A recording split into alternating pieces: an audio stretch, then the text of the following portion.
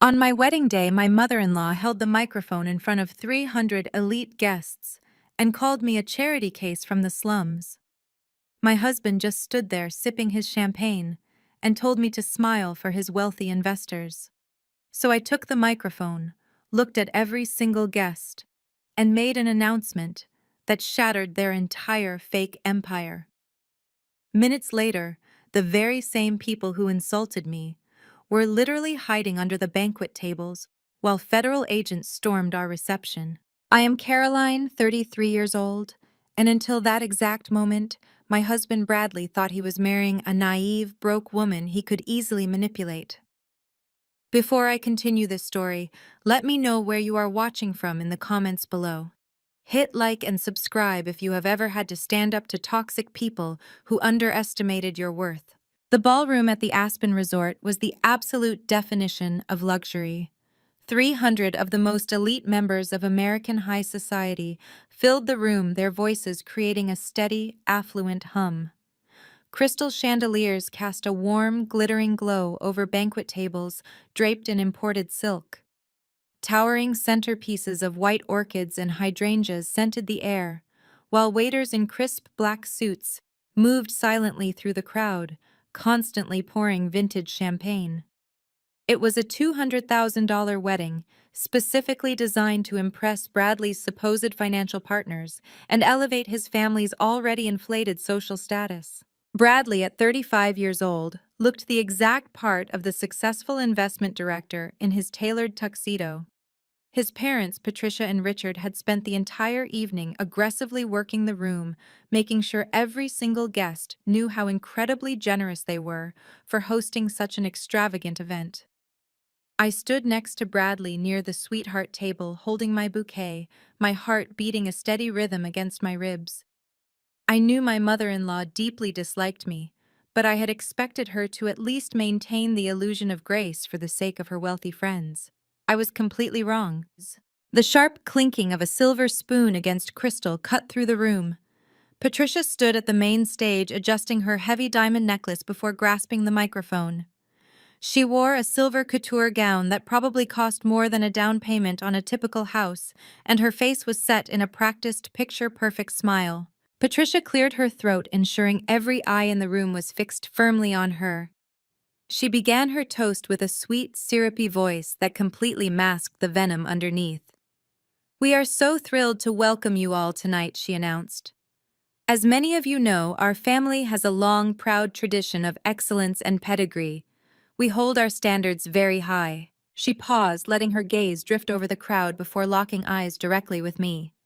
Her smile widened, but her eyes were ice cold. "And while Bradley chose a bride who does not quite share our background, we have always believed in giving back.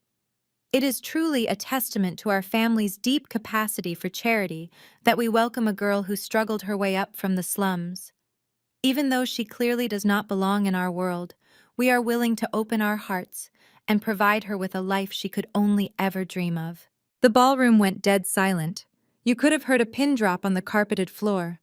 The string quartet in the corner completely stopped playing. Several guests shifted uncomfortably in their seats, exchanging shocked glances. A few people actually gasped, clearly appalled by the blatant disrespect being broadcast over the sound system. I looked over at the family table. My sister-in-law Monica, a 30-year-old woman who still lived entirely off her parents' credit cards, was sitting there openly smirking. Next to her sat her husband, Jamal. Jamal was a 34-year-old African-American tech entrepreneur who always wore $5,000 bespoke suits and acted like he owned the entire world. He leaned back in his chair, swirling his whiskey, looking highly entertained by my public humiliation. I turned my head to look at the man I had just married. I expected Bradley to step forward. I expected him to defend his wife, to take the microphone from his mother, or at the very least, to show a single shred of anger. Instead, Bradley just stood there completely unfazed. He took a slow sip of his champagne, actively refusing to meet my eyes. When he felt my stare, he aggressively nudged my arm with his elbow. He leaned in close, his breath warm against my ear, but his words were absolutely freezing. "Do not make that miserable face," Bradley whispered harshly. "Mom is just making a joke. Smile, Caroline." Every single one of my VIP partners is watching us right now.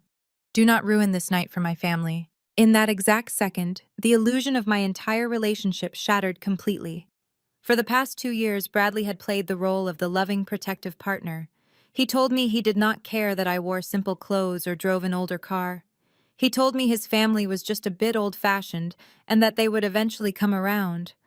But looking at him now, standing by silently while his mother publicly stripped away my dignity, I realized he was nothing but a coward. He was a man who only cared about keeping up appearances for his high society friends.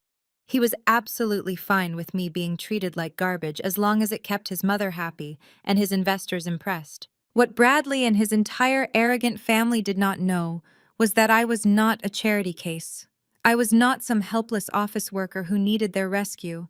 I had spent the last decade building a massive real estate empire from the ground up. I intentionally lived a modest lifestyle because I valued privacy and authenticity over flashy displays of wealth. I wanted a husband who loved me, not for my bank accounts. But right now, standing in this ballroom listening to Patricia boast about funding this wedding, the irony was almost too much to bear. The silence in the room stretched on heavy and suffocating. Patricia stood on the stage, soaking in the attention, looking immensely proud of her cruel little speech. She truly believed she had put me in my place. She believed I would just lower my head, cry silently, and accept my role as the grateful, submissive outsider. I took a deep breath and let go of Bradley's arm. I did not cry. I did not run out of the room in tears. Instead, I straightened my posture and handed my bridal bouquet to a very confused waiter standing nearby. I smoothed down the front of my wedding dress, pasted a radiant, completely unbothered smile on my face, and started walking purposefully toward the main stage. It was time to introduce them to the real Caroline. Every step I took on the plush carpet felt deliberate and heavy. The sea of wealthy guests parted for me, their eyes wide with morbid fascination. They expected a weeping bride. They expected a broken woman fleeing to the restroom to hide her shame. Instead, I kept my shoulders pulled back and my chin held high. The heavy silence in the ballroom was deafening, broken only by the rustle of my silk gown as I marched toward the people who thought they could break me. Patricia watched me approach, and for a split second her perfect Botox smile faltered. But her arrogance quickly overrode her panic. She gripped the microphone tighter and leaned back into it, determined to finish her public execution before I could reach her. "Oh, look at her!" Patricia cooed into the speakers, her voice dripping with fake pity and vicious delight. "Our blushing bride is coming up to the stage. I suppose where you grew up in those cramped, rundown neighborhoods, interrupting a host is considered perfectly acceptable behavior. We are just so glad we could finally rescue you from that life of absolute mediocrity. You really should be thanking us for pulling you out of the slums." A sharp, cruel laugh echoed from the family table. It was Monica. She sat there in her emerald green bridesmaid dress, pointing a perfectly manicured finger at me. "She probably wants to take the microphone to thank us for the free meal," Monica sneered loudly, ensuring the surrounding tables of elite guests could hear her clearly. "It must be the best food she has ever tasted in her entire miserable life." Richard slammed his heavy fist onto the dining table. The expensive crystal wine glasses rattled violently, spilling water onto the white linen. His face turned a deep shade of crimson as he stood up, pointing aggressively at me. "Caroline, sit down immediately. You are making a spectacle of this family. Do not force me to embarrass you further in front of my business partners. Go back to your seat and keep your mouth shut." I glanced back at Bradley one last time. He was looking at the floor, casually adjusting his cufflinks, completely ignoring the fact that his parents and his sister were verbally assaulting his wife in front of 300 people. His cowardice was staggering. He was perfectly content to let me be the sacrificial lamb to protect his family pride. I reached the stage and climbed the 3 short steps. Patricia glared at me, her eyes flashing with pure hatred. She tried to pull the microphone away, clutching it tightly against her chest. But I reached out and wrapped my hand around the cool metal of the handle. I did not yank or struggle. I simply gripped it with a firm, unyielding pressure and stared directly into her eyes. My expression was so completely devoid of fear that she blinked, her confidence wavering. Slowly, nervously, she loosened her grip and let me take it. Monica saw her mother losing control of the situation and snapped. She grabbed a full glass of red wine from the nearest table and stormed up the stage steps. Her heels clicked sharply against the wooden floorboards, her face contorted with rage and entitlement. "Who do you think you are, you ungrateful gold digger?" Monica shrieked. Without a second of hesitation, she hurled the dark red wine directly at my chest. The cold liquid splashed violently across the bodice of my pure white silk wedding gown. The dark red stain rapidly soaked into the expensive fabric, dripping down the intricate lace and pooling on the polished floor beneath my feet. A collective gasp ripped through the ballroom. Several guests jumped up from their seats in shock. The whispers escalated into a chaotic murmur. But I did not scream. I did not flinch. I simply looked down at the crimson stain ruining my dress, casually brushed a drop of wine from my collarbone, and looked back at Monica with absolute boredom. Monica crossed her arms and smirked, immensely proud of herself. "Do not ruin the $200,000 wedding my parents generously paid for," she hissed at me. "You are nothing but a charity project. You owe us everything." That was when Jamal decided to join the fray. He strutted up to the stage to back up his wife, adjusting the lapels of his $5,000 bespoke suit. He stood tall, trying to use his physical presence to intimidate me. As a tech CEO, Jamal was used to pushing people around in boardrooms, and he clearly thought I would cower under his authority. "Listen to me very carefully, Caroline." Jamal said, his voice deep and dripping with absolute condescension. "You are just a low-level desk worker. You do not understand how things operate up here. The elite have rules. We operate on a completely different level of society. You should be down on your knees thanking Bradley for giving you a last name that actually means something. You hit the jackpot with this family, and you are throwing it away by acting like trash." Jamal took a step closer, pointing a finger directly at my face. "Step down right now before I have my personal security team physically throw you out of your own reception. We are done playing nice with you." I held the microphone in my hand. The weight of it felt perfect. I looked at Jamal, then at Monica, then at Patricia and Richard standing below the stage. The entire ballroom was holding its collective breath, waiting for my breaking point. They all thought they had successfully broken me. They thought the poor girl from the slums was finally going to run away and hide. I raised the microphone to my lips. My voice echoed crystal clear through the massive sound system, completely calm and undeniably steady. "You are absolutely right, Jamal," I said, projecting my voice to every corner of the room. "The elite certainly do have rules, and a $200,000 wedding is quite an impressive expense." I turned my gaze directly to my mother-in-law, watching the color slowly begin to drain from her face. "So, Patricia, I have a quick question for you. Which credit card did you use to pay the deposit for this beautiful ballroom? Because the resort financial department just notified me that all 4 of your family black cards were declined for insufficient funds." The collective gasp that swept through the ballroom was louder than the string quartet had been all evening. Patricia's face turned a violent shade of white.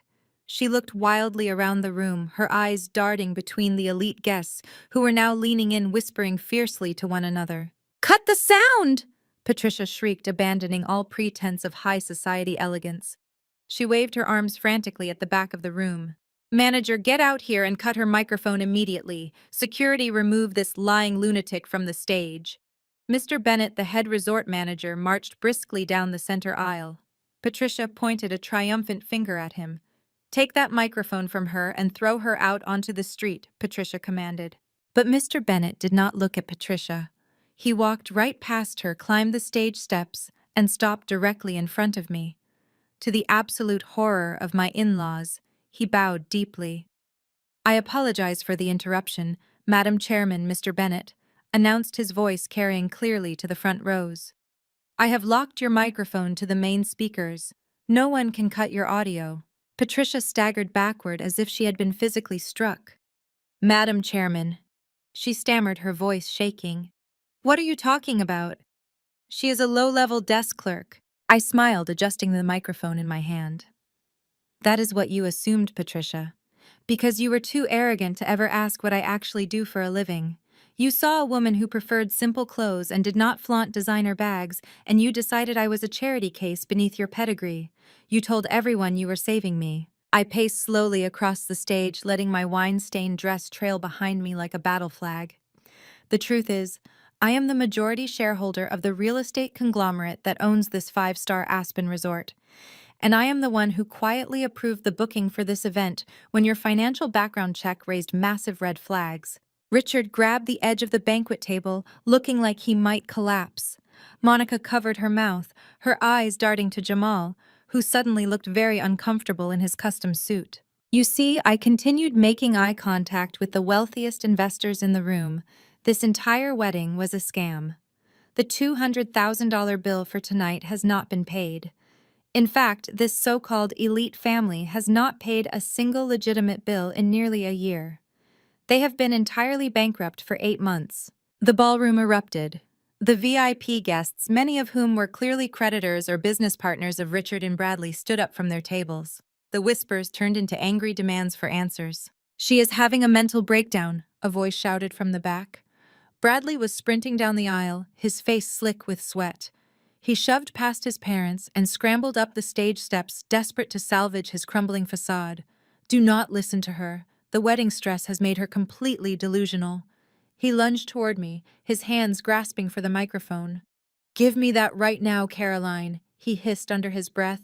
"You are destroying my entire life. Stop acting crazy and shut up." I effortlessly sidestepped his grasping hands. He stumbled, barely catching his balance. I looked at him with absolute disgust. "You do not get to call me crazy to hide your crimes, Bradley. Your fake empire is over." I raised my free hand and tapped the microphone handle twice. It was a pre-arranged signal with my technical team in the sound booth. Instantly, the massive LED screen behind us, which had been looping our romantic engagement photos all evening, went pitch black. The sudden darkness drew every eye in the room to the stage. A second later, the screen flared back to life in stunning high resolution. But it was no longer showing photos of smiling couples. It was displaying highly classified financial audits, bank statements, and massive columns of red ink. "Let us look at the real charity cases in this room," I announced, gesturing to the giant screen. "Here we have the corporate accounts for Richard's investment firm. As you can clearly see, their liabilities have exceeded their assets since last November. They have been running a shell game, borrowing money from new investors to pay off the old ones." Several men in expensive tuxedos at the front tables pulled out their phones, snapping photos of the screen. I recognized them as Bradley's supposedly loyal partners. They looked furious. Bradley fell to his knees on the stage. He tried to pull the power cord from the LED screen, but it was safely secured behind a reinforced panel. "Turn it off," he pleaded, his voice cracking. "Caroline, please, they are going to kill me." I ignored him and clicked a small remote in my palm. The slide transitioned. "But the bankruptcy is just the tip of the iceberg," I continued, projecting my voice over the rising chaos in the room. "Because Richard's gambling debts were about to drag the entire family into prison. That is when Bradley decided he needed a wealthy bride to bail them out." I clicked to the next slide. High-resolution images of wire transfers appeared, complete with routing numbers, dates, and digital signatures. "You told me you loved me, Bradley. But you only proposed after you secretly paid a private investigator to look into my background and discovered I was the sole beneficiary of a massive private trust. You thought I was stupid. You thought you could just marry the poor girl from the slums and quietly drain her accounts." I pointed to a specific transaction highlighted in bright yellow on the screen. "Just 3 days ago, Bradley forged my signature on a transfer authorization. He moved $4.5 million out of my private trust. But he did not put it into his own accounts. He was smarter than that. He needed it washed first." I clicked the remote one final time. The screen displayed the recipient of the stolen millions. The company name flashed in giant, undeniable letters. It was Jamal's tech startup. Every head in the room snapped toward Jamal. The arrogant tech CEO who had just threatened to have security throw me out was now sweating profusely. His confident posture vanished instantly. "That is a lie," Jamal shouted, his voice cracking. He backed away from his own table, throwing his hands up defensively. I did not know where that money came from. Bradley told me it was legitimate venture capital funding. Monica turned on her husband like a rabid animal. "You idiot," she shrieked, shoving Jamal hard in the chest. "You told me your company was generating revenue. You dragged us into a felony." "Me," Jamal yelled back, his face contorted in panic. "Your brother is the one who set me up. He used my servers to hide your father's dirty money." The family alliance completely shattered right there on the ballroom floor. Patricia was screaming at Richard, hitting his arm and crying that he had ruined their reputation. Monica and Jamal were locked in a vicious screaming match, throwing each other under the bus as loudly as possible. I stood on the stage and simply watched them destroy themselves. The elite guests did not intervene. Instead, they pulled out their smartphones, recording every humiliating second of the family's spectacular downfall. Bradley finally realized that the crowd was no longer an audience of wealthy peers he could impress. They were witnesses to his federal crimes. Stripped of his arrogance and cornered by the undeniable truth blazing on the giant screen behind me, he broke completely. He crawled forward on his hands and knees across the polished wooden stage. Reaching out with trembling hands, he grabbed the wine-stained silk of my wedding dress, clutching it like a lifeline. Tears streamed down his face, ruining his perfectly groomed appearance. "Caroline, please." Bradley wept, his voice cracking loudly over the microphone that I still held.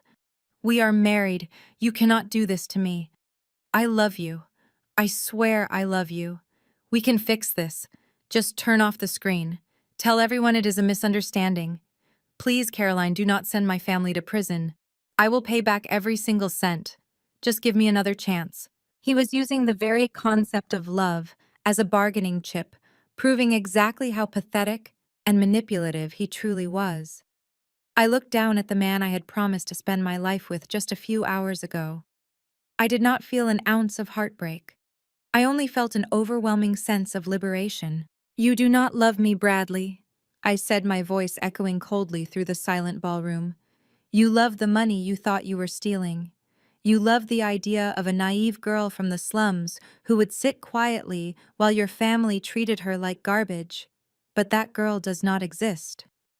I gestured to Mr. Bennett, the resort manager, who had remained standing respectfully near the edge of the stage. He stepped forward immediately and handed me a sleek black leather folder. I opened the folder and pulled out a thick stack of legal documents.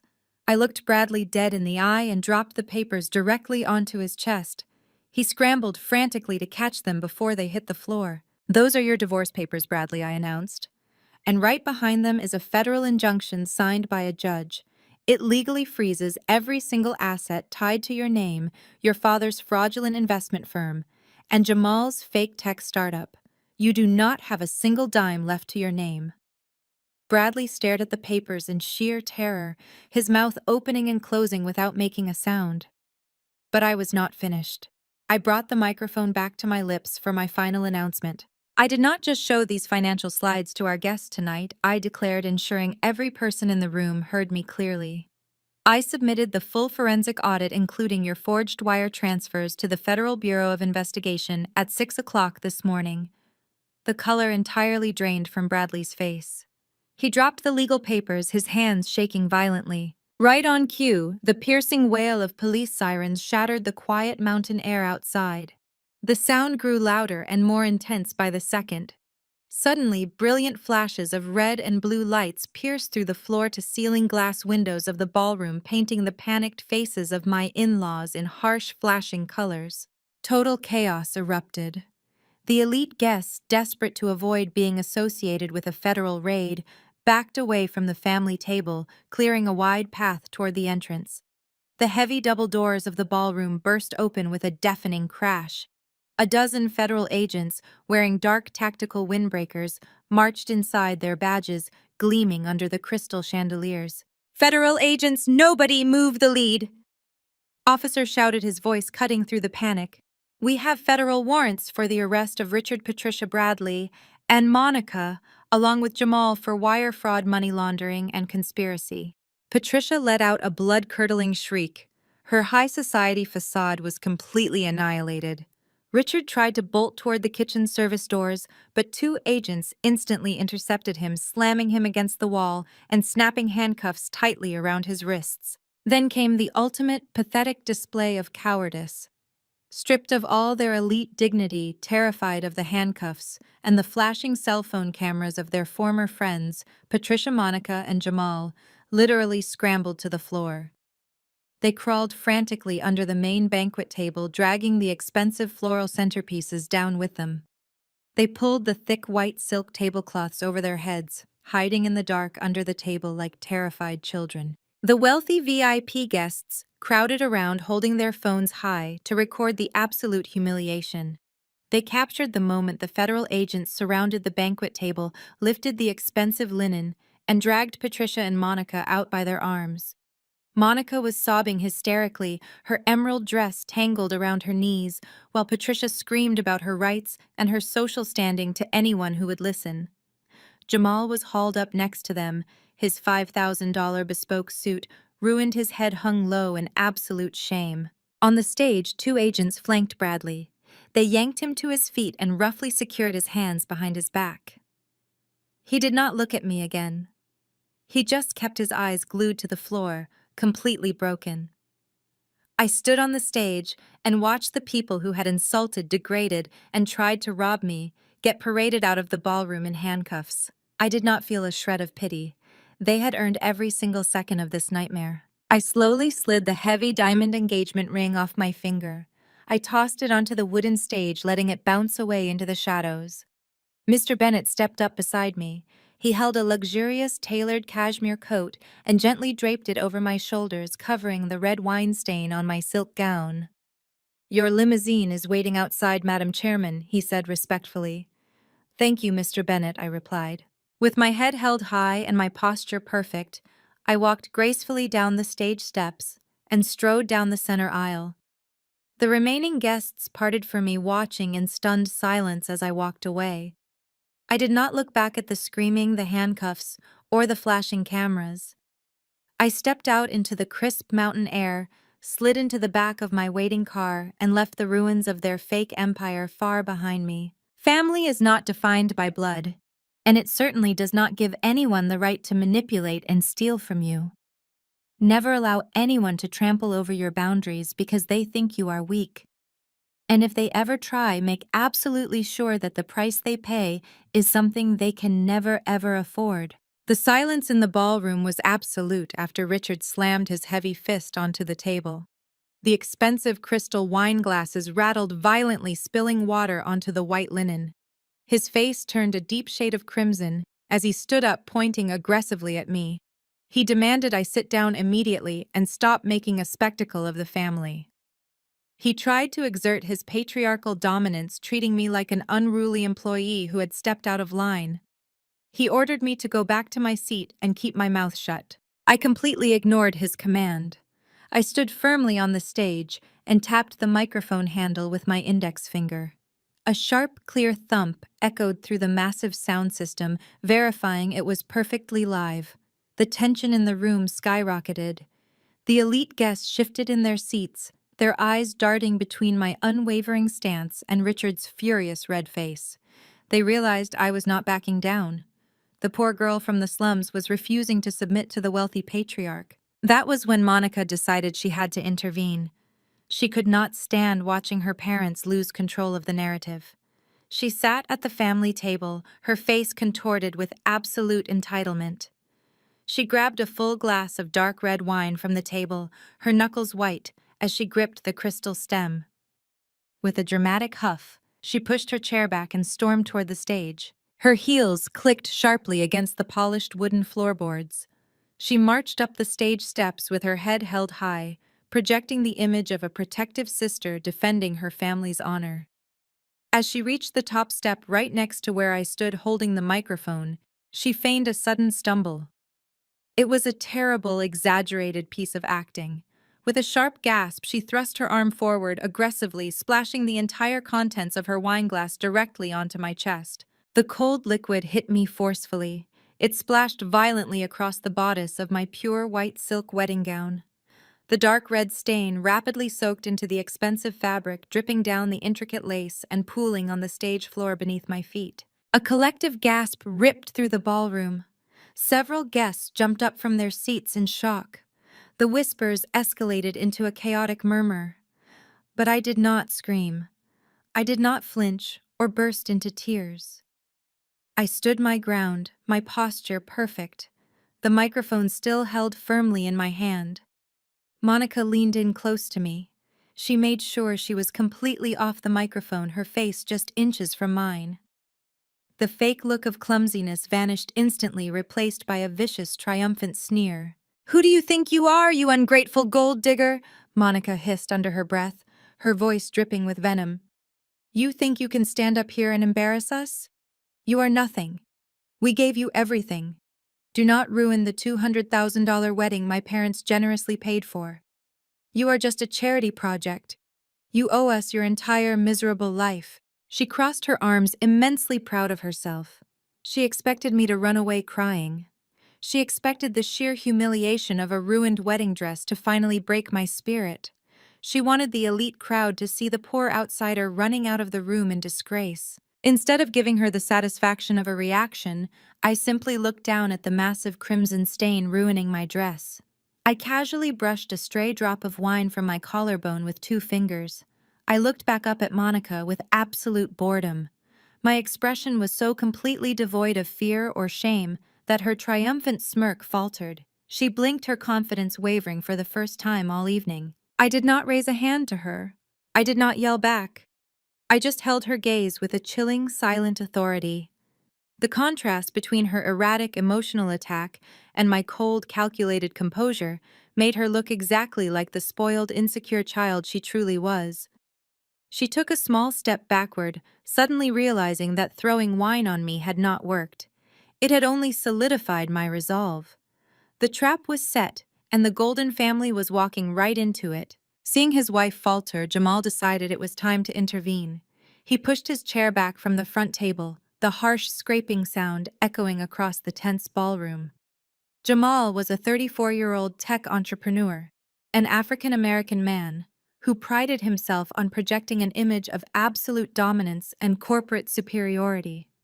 He was determined to save his wife from looking foolish and to reassert the family's perceived authority over me. He adjusted the lapels of his $5,000 bespoke charcoal gray suit. Every single inch of him was meticulously styled to scream wealth and power, from the heavy gold luxury watch gleaming on his left wrist to the custom silk tie perfectly knotted at his collar. He strutted up the wooden steps of the stage with supreme arrogance, placing a protective hand on Monica's waist and gently nudging her behind him. He was stepping up to play the role of the corporate shark, the intimidating enforcer of the family's elite status. Jamal invaded my personal space, stepping so uncomfortably close that I could smell his overpowering expensive cologne mixing heavily with the sharp, acidic scent of the red wine soaking into my dress. He looked down at me, attempting to use his height and broad shoulders to make me cower in fear. In his mind, I was just a fragile, low-wage worker who had finally cracked under the immense pressure of high society. He thought I was an easy target. "You really overplayed your hand this time," Caroline Jamal said. His voice was a low, rumbling baritone, intentionally pitched to sound menacing, but kept just quiet enough so the microphone in my hand would not pick it up. "Did you honestly think you could stand up here and throw a tantrum without facing severe consequences?" I did not back away. I kept my feet firmly planted on the floorboards, holding the microphone securely against my side. I simply watched him studying his aggressive posturing like a scientist observing an unpredictable insect. Jamal smirked, a condescending, arrogant expression that perfectly mirrored his wife's previous look of triumph. "You see, this is the exact problem with letting people from your background into our inner circles. You simply do not understand the rules of the elite. You think your little emotional outbursts mean something up here. They do not. In our world, respect is not demanded by throwing a fit. Power up here is inherited and bought. You have absolutely neither." He gestured dismissively toward my ruined wine-soaked wedding gown. "You are just a low-level desk worker. A nobody who got incredibly lucky." Bradley reached down into the dirt and gave you a last name that actually commands respect in boardrooms. He gave you a golden ticket out of your pathetic, mediocre life. You should be on your knees right now begging his parents for their forgiveness. You should be thanking this family for even allowing you to breathe the same air as the people sitting in this room. I listened to his condescending lecture with a perfectly blank expression. Internally, I found his entire speech absolutely hilarious. Here was a man wearing a suit paid for with stolen funds, lecturing a hidden real estate tycoon about the rules of wealth and power. But I kept my face entirely stoic, letting him dig his own grave deeper with every arrogant word. "We are done playing nice with you," Jamal continued, his tone hardening into a direct physical threat. He pointed a finger right at my face, jabbing the air just inches from my nose. "I have my personal security team stationed at the main double doors of this ballroom. I pay them extremely well to handle the garbage that sneaks into my corporate events. Do not make me signal them." He leaned in even closer, his eyes narrowing into cold, calculating slits. "Step down from this stage right now. Walk out the back service exit where you belong. If you leave quietly, maybe Bradley will let you keep that cheap engagement ring as a severance package. But if you speak one more word into that microphone, I will have my men physically drag you out of your own reception and toss you onto the street. Do you understand me?" The silence that followed his threat was heavy and suffocating. The wealthy guests in the front rows, the elite investors and business partners were watching us with bated breath. They could not hear Jamal's whispered threats, but they could clearly see the aggressive, domineering posturing. They saw a powerful tech CEO backing a defenseless bride into a corner. They were waiting to see if the poor outsider would finally break down, drop the microphone, and run away in shame. I looked at the finger Jamal had pointed aggressively at my face. Then I slowly raised my gaze to meet his eyes. I did not blink. I did not tremble. I did not show a single ounce of fear, panic, or intimidation. I had sat across negotiation tables from ruthless billionaires. I had personally dismantled hostile corporate takeovers engineered by men with 10 times his power and 100 times his intellect. Jamal was not a titan of industry. He was just a small, arrogant boy playing dress-up with money he did not earn. My completely unfazed reaction threw him entirely off balance. The confident, predatory smirk slowly began to fade from his face. He expected me to shatter under his verbal assault. He expected total submission. Instead, he found himself staring directly into the eyes of a woman who looked like she was calculating the exact cost of buying his entire tech company and selling it for scrap parts.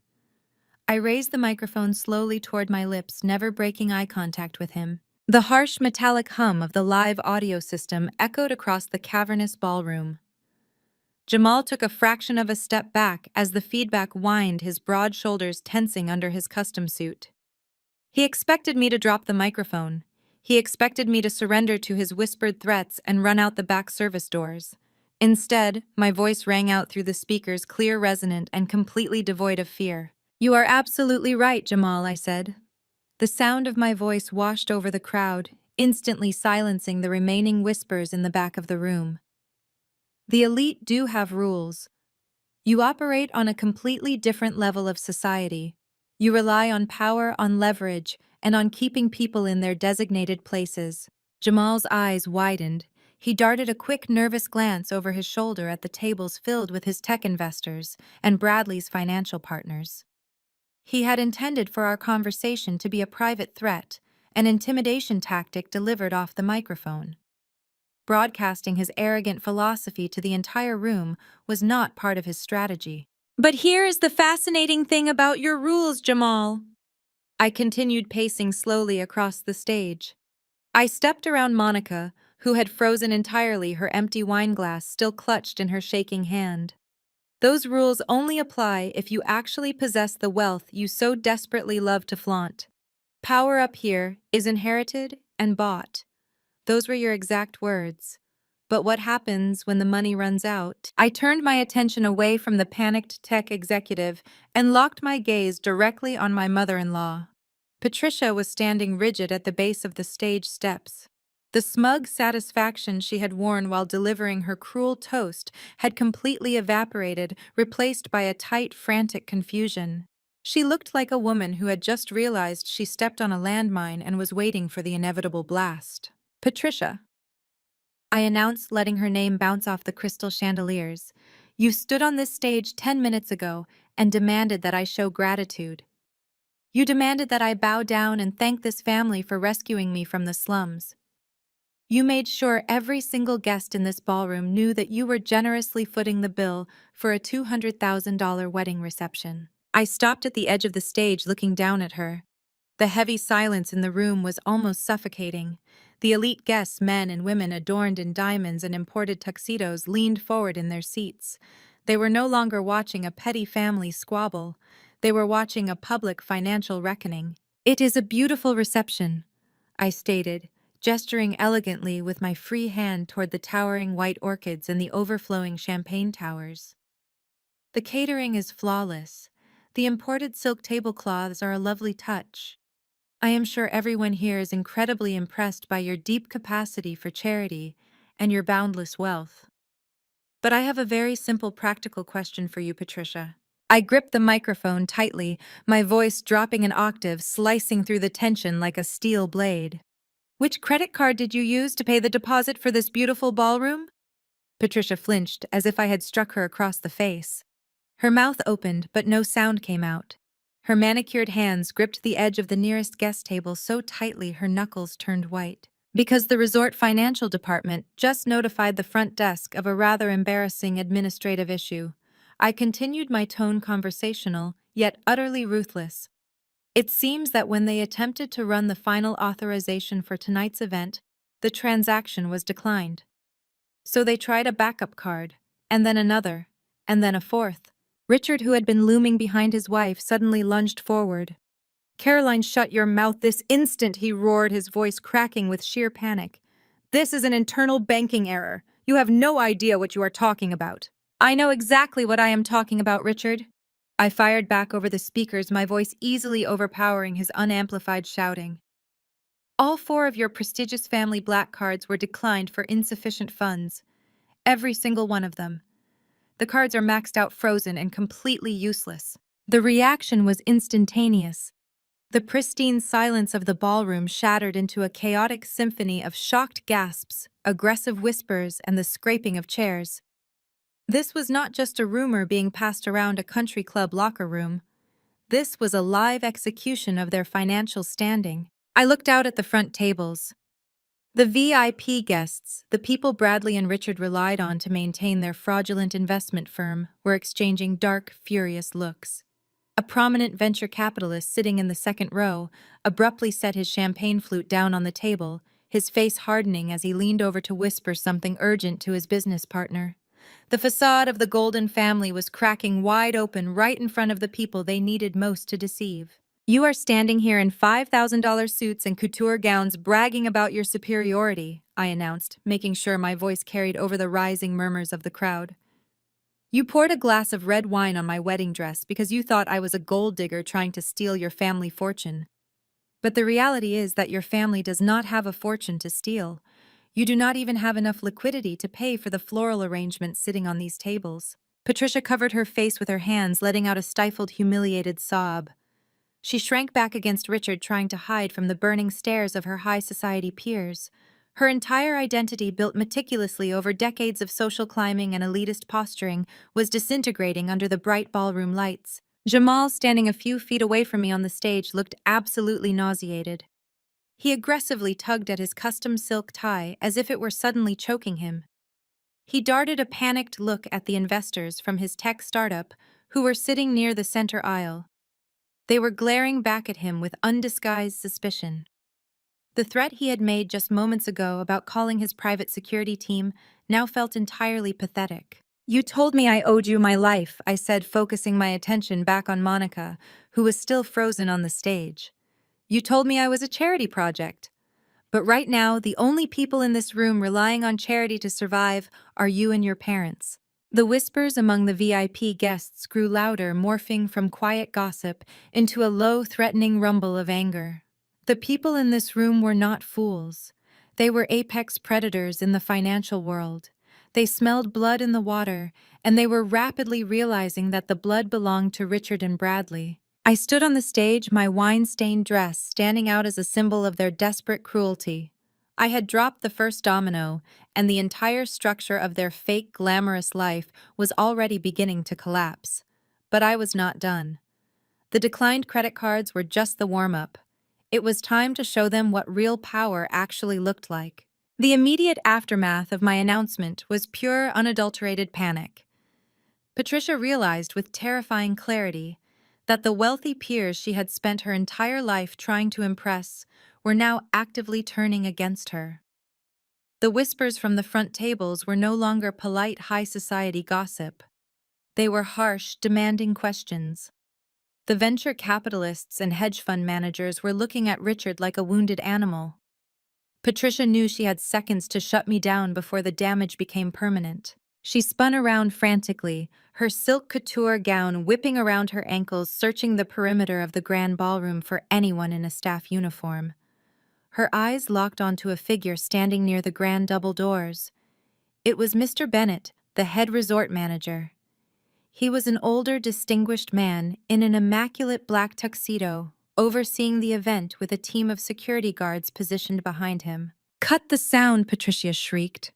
Her voice was shrill, completely stripped of its usual refined elegance.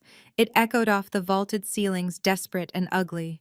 "Mr. Bennett, get out here right now and cut her microphone immediately. Security, remove this lying lunatic from the stage." Richard scrambled to back up his wife.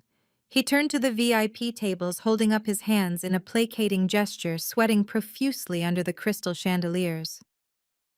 "Please, everyone, remain calm," Richard pleaded loudly, though his own voice was shaking.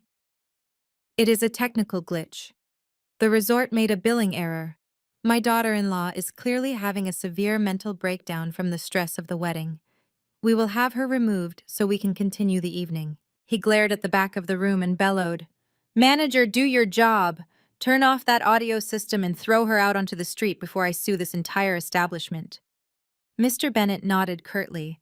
He stepped away from the double doors and began marching briskly down the center aisle. 4 large, broad-shouldered security guards in dark suits followed closely in formation right behind him. At the family table, a wave of smug relief washed over the in-laws. Patricia crossed her arms over her chest, letting out a jagged breath. She threw a triumphant, venomous glare in my direction. Monica, who was still standing frozen on the stage near Jamal, finally found her voice. She let out a sharp, mocking laugh. "You are finished, Caroline," Monica sneered, stepping closer to her husband for protection. "You thought you could come up here and embarrass us. Now you are going to get dragged out the back door by security like the trash you actually are. Good luck walking back to the slums in a wine-stained dress." Jamal adjusted his tie, his arrogant smirk returning now that he believed physical force was arriving to handle me. Bradley, who had been completely paralyzed by the revelation of his family's declined credit cards, finally looked up from the floor. He stepped toward the edge of the stage, looking up at me with a mixture of anger and fake pity. "Just put the microphone down," Caroline Bradley ordered, trying to sound authoritative. "You have done enough damage. The manager is going to escort you out. If you walk away quietly right now, I promise I will not press charges for defamation. Do not make this harder than it has to be." I did not lower the microphone. I did not move a single inch. I stood perfectly still, watching Mr. Bennett close the distance between the back of the ballroom and the main stage. The heavy thud of the security team's footsteps echoed through the silent room.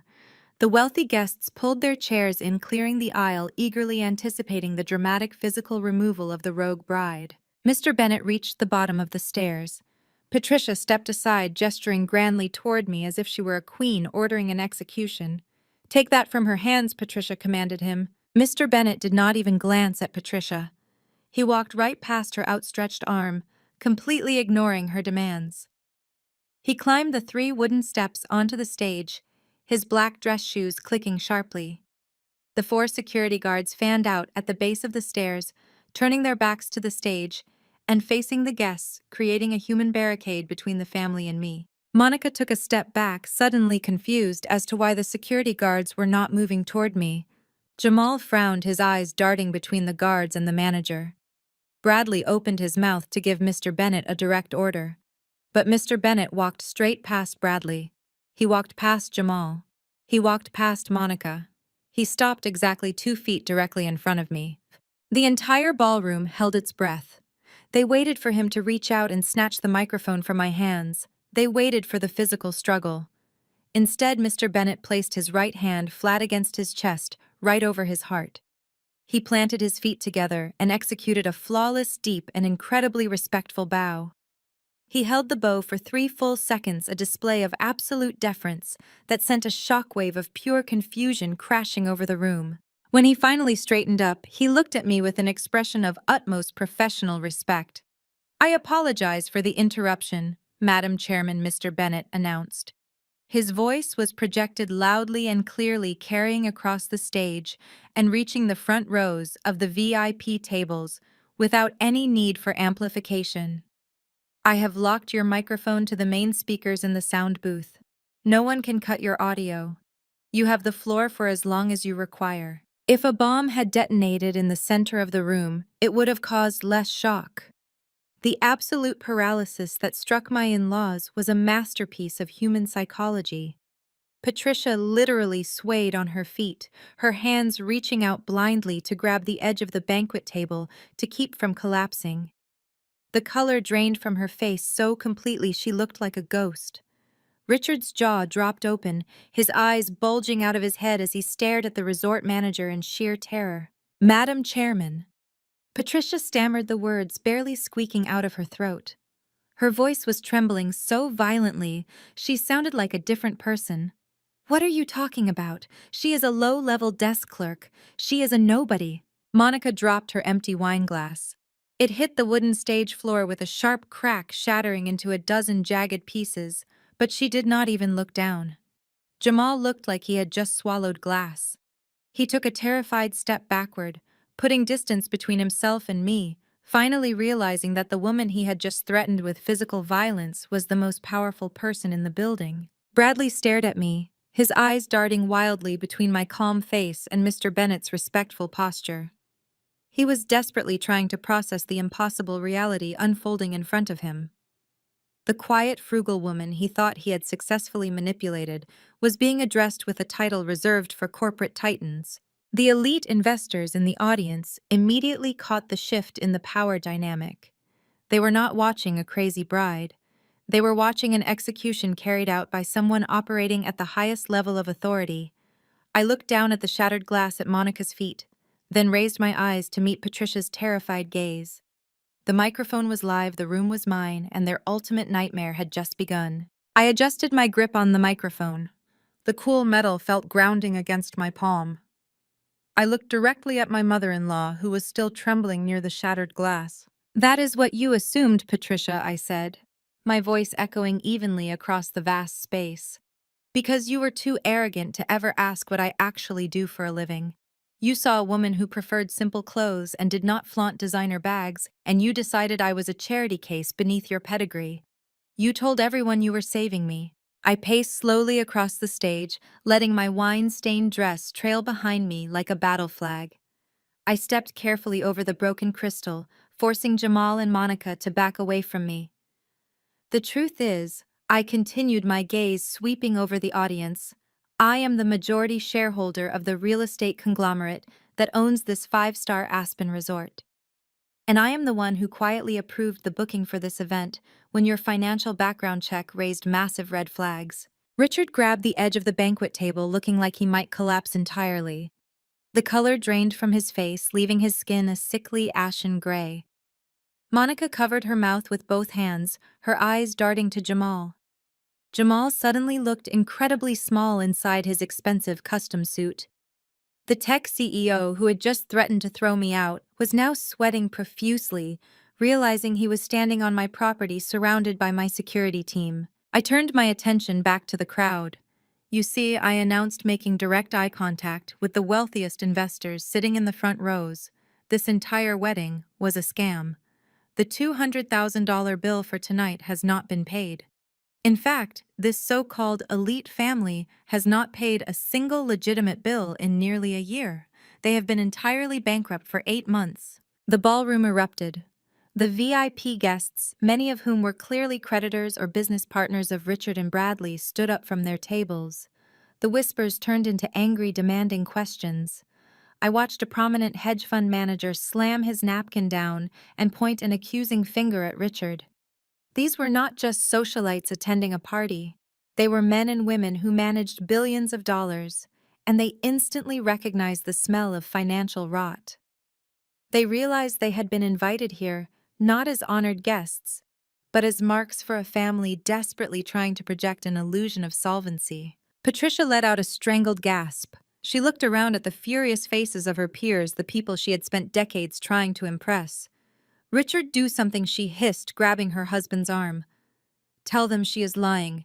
Tell them we are fine." But Richard could not speak. He was hyperventilating, his chest heaving under his tuxedo jacket. The reality of his financial ruin was being broadcast live to the exact people he owed money to. I did not stop. I refused to give them a single second to recover. "You told me I owed you my life," I said, focusing my attention back on Monica. "You stood on this stage 5 minutes ago and called me a gold digger. You said your parents generously paid for this celebration. But the reality is that the only people in this room relying on charity to survive are you and your parents. Your father's firm is drowning in debt. Your mother's credit cards are frozen. The only reason this event was not canceled by the venue months ago is because I personally instructed Mr. Bennett to let it proceed. I wanted to see exactly how far you would all go to maintain your pathetic, glittering lie." The murmurs among the VIP guests grew into a low, threatening rumble of anger. Men in expensive tuxedos were pulling out their phones, likely messaging their financial advisors to pull whatever remaining capital they had tied up with Richard's firm. Women in couture gowns were staring at Patricia with absolute disgust. The social hierarchy of the room had inverted completely. The predators had suddenly realized they were sitting at a table with scavengers. "The very floor you are standing on, the crystal chandeliers above your heads, the luxury suites you booked for the weekend, I own all of it," I declared. My voice was steady, cutting through the rising panic in the room. "I did not marry into wealth tonight. I brought the wealth with me." Bradley finally found his voice. He took a shaky step toward me, his hands raised in a placating gesture. "Caroline, please," he begged, his voice cracking.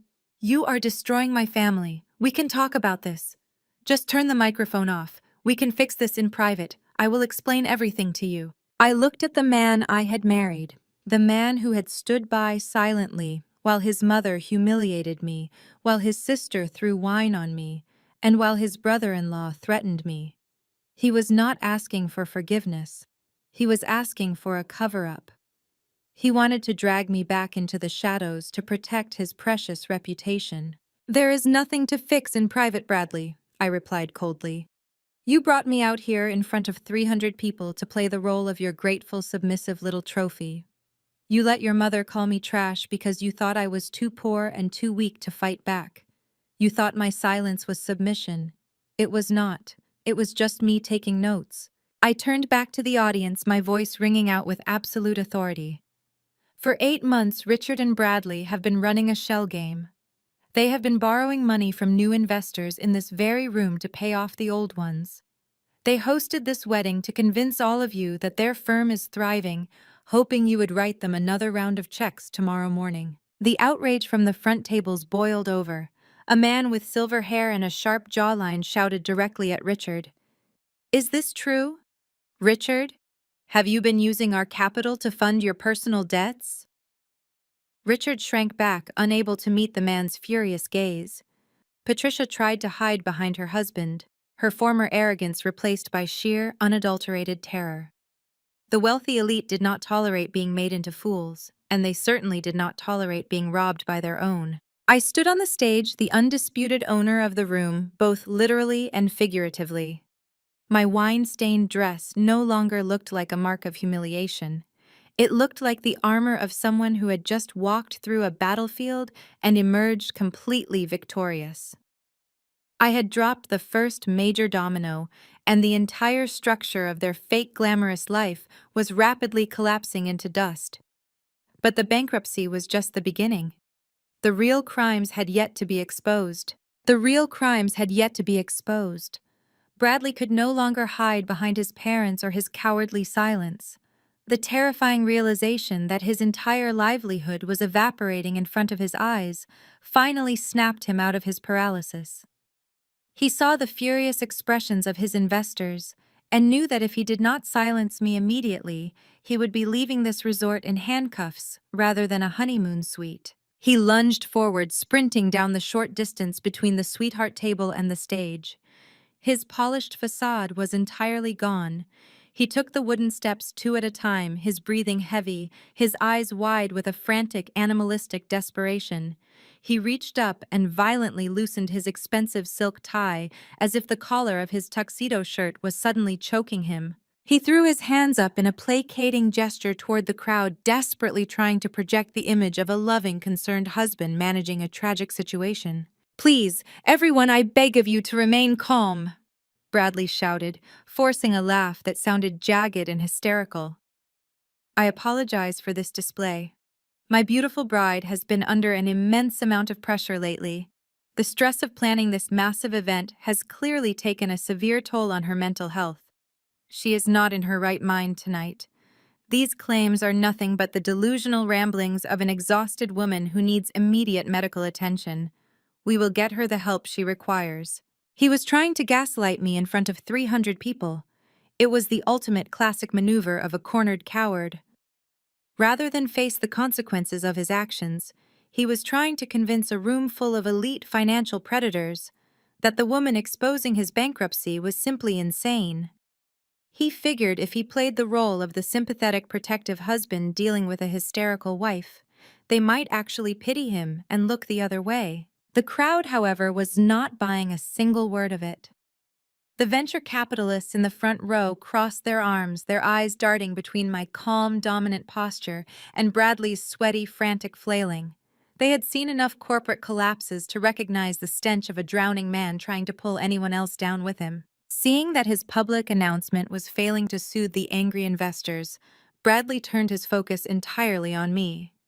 He stepped right into my personal space, attempting to use his physical size to intimidate me exactly as his brother-in-law Jamal had tried and failed to do just minutes earlier. "Caroline, give me the microphone right now," Bradley hissed under his breath. He kept his back to the audience, leaning his face down close to mine. His voice was a harsh, venomous whisper. "You are completely out of your mind. You are acting crazy. Stop this right now before I have you committed to a psychiatric ward. Give me the mic and tell them you made a mistake. We can go to a hotel room and sort this out privately. I am your husband. You owe me your loyalty." He reached out his hand, darting forward to physically snatch the microphone from my grip. He expected me to freeze. He expected the obedient, quiet woman he thought he had married to finally submit to his aggressive command and let him take the weapon from her hands. He was dead wrong. With a fluid, effortless motion, I shifted my weight and smoothly sidestepped his grasping hand. I moved with the cold grace of someone who was entirely in control of her environment. Bradley, whose momentum was entirely focused on snatching the heavy metal microphone, stumbled forward awkwardly. He barely caught himself from tripping over the hem of my ruined silk gown, his polished dress shoes slipping slightly on the smooth wood of the stage. He looked absolutely ridiculous. He was a desperate, sweating fraud, trying to wrestle a piece of audio equipment away from a woman who was not even breaking a sweat. Down below the stage, Patricia let out a strangled sob of defeat, watching her golden boy fail to control the situation. "I am not having a mental breakdown, Bradley," I said, speaking directly into the microphone, so my voice boomed across the vast ballroom. "And I am certainly not acting crazy. In fact, I am the only person on this stage who has a perfectly clear understanding of reality. You cannot gaslight your way out of a financial audit." I turned to face the audience, completely ignoring my husband, who was now breathing heavily behind me. He was trying to figure out how to physically stop me without looking like a physical abuser on camera. Countless smartphones were already raised in the air, recording his every move. He was trapped. If he touched me, he would be arrested for assault before the night was over. "My husband wants you to believe that I am delusional," I announced to the captivated crowd. He wants you to believe that my claims about his family's insolvency are just the ramblings of a stressed bride. He is desperately hoping that if he calls me crazy enough times, you will all sit back down, drink your champagne, and ignore the fact that your investments have vanished into thin air. I looked over my shoulder at Bradley. His face was a mask of pure terror. He knew exactly what was coming next. He knew he had run out of lies and excuses, but I do not expect anyone in this room to simply take my word for it. I continued bringing my gaze back to the front tables. In the world of high finance, talk is cheap. You are all successful investors. You do not deal in rumors or emotional outbursts. You deal in hard data. You deal in verifiable facts. And luckily for you, I brought exactly that. I raised my free hand in the air. The massive LED screen positioned behind the stage had been softly illuminating the room all evening, looping high-resolution, heavily edited photos of our engagement. It showed Bradley and me smiling on a beach, laughing in a park, projecting the absolute perfect image of a happy, affluent couple. It was a visual representation of the lie he had sold me to get access to my wealth. I lowered my hand and sharply tapped the top of the microphone twice with my index finger. Instantly, the vibrant engagement photos vanished. The massive LED screen behind us suddenly went pitch black. The massive LED screen behind us suddenly went pitch black. The darkness lasted for exactly 3 seconds. It was just long enough for the uneasy silence to stretch to a breaking point before the display roared back to life. But it was no longer a montage of romantic smiles. A blindingly bright, high-resolution document illuminated the ballroom in stark white light. The 4,000-pixel clarity was unforgiving. It displayed a heavily redacted but completely verifiable forensic audit of Richard Investment Firm. I turned slightly to look at the screen, using my free hand to gesture toward the glowing numbers like a seasoned corporate presenter. Let us review the actual financial health of the Golden family, I announced, my voice slicing through the stifling quiet of the room. What you are looking at is the third quarter balance sheet for Richard Holding Company. If you look closely at column 4, you will notice a rather alarming trend. The liabilities do not just exceed the assets, they obliterate them. A collective intake of breath echoed from the front rows. Men who managed billions of dollars for a living leaned forward, their eyes scanning the towering columns of red ink. The numbers were catastrophic. Richard collapsed into the nearest empty chair at the family table. He clutched his chest, his mouth opening and closing as he struggled to pull air into his lungs. The reality of his absolute ruin was 50 feet wide and glowing above his head. Patricia was hyperventilating beside him. Her manicured hands gripped the edge of the tablecloth so hard her knuckles were bone white. She looked like a woman who was physically shrinking under the crushing weight of public exposure. As you can clearly see, I continued smoothly clicking a small remote hidden in my palm. The slide shifted instantly to a new document. A series of defaulted loan notices flashed across the screen.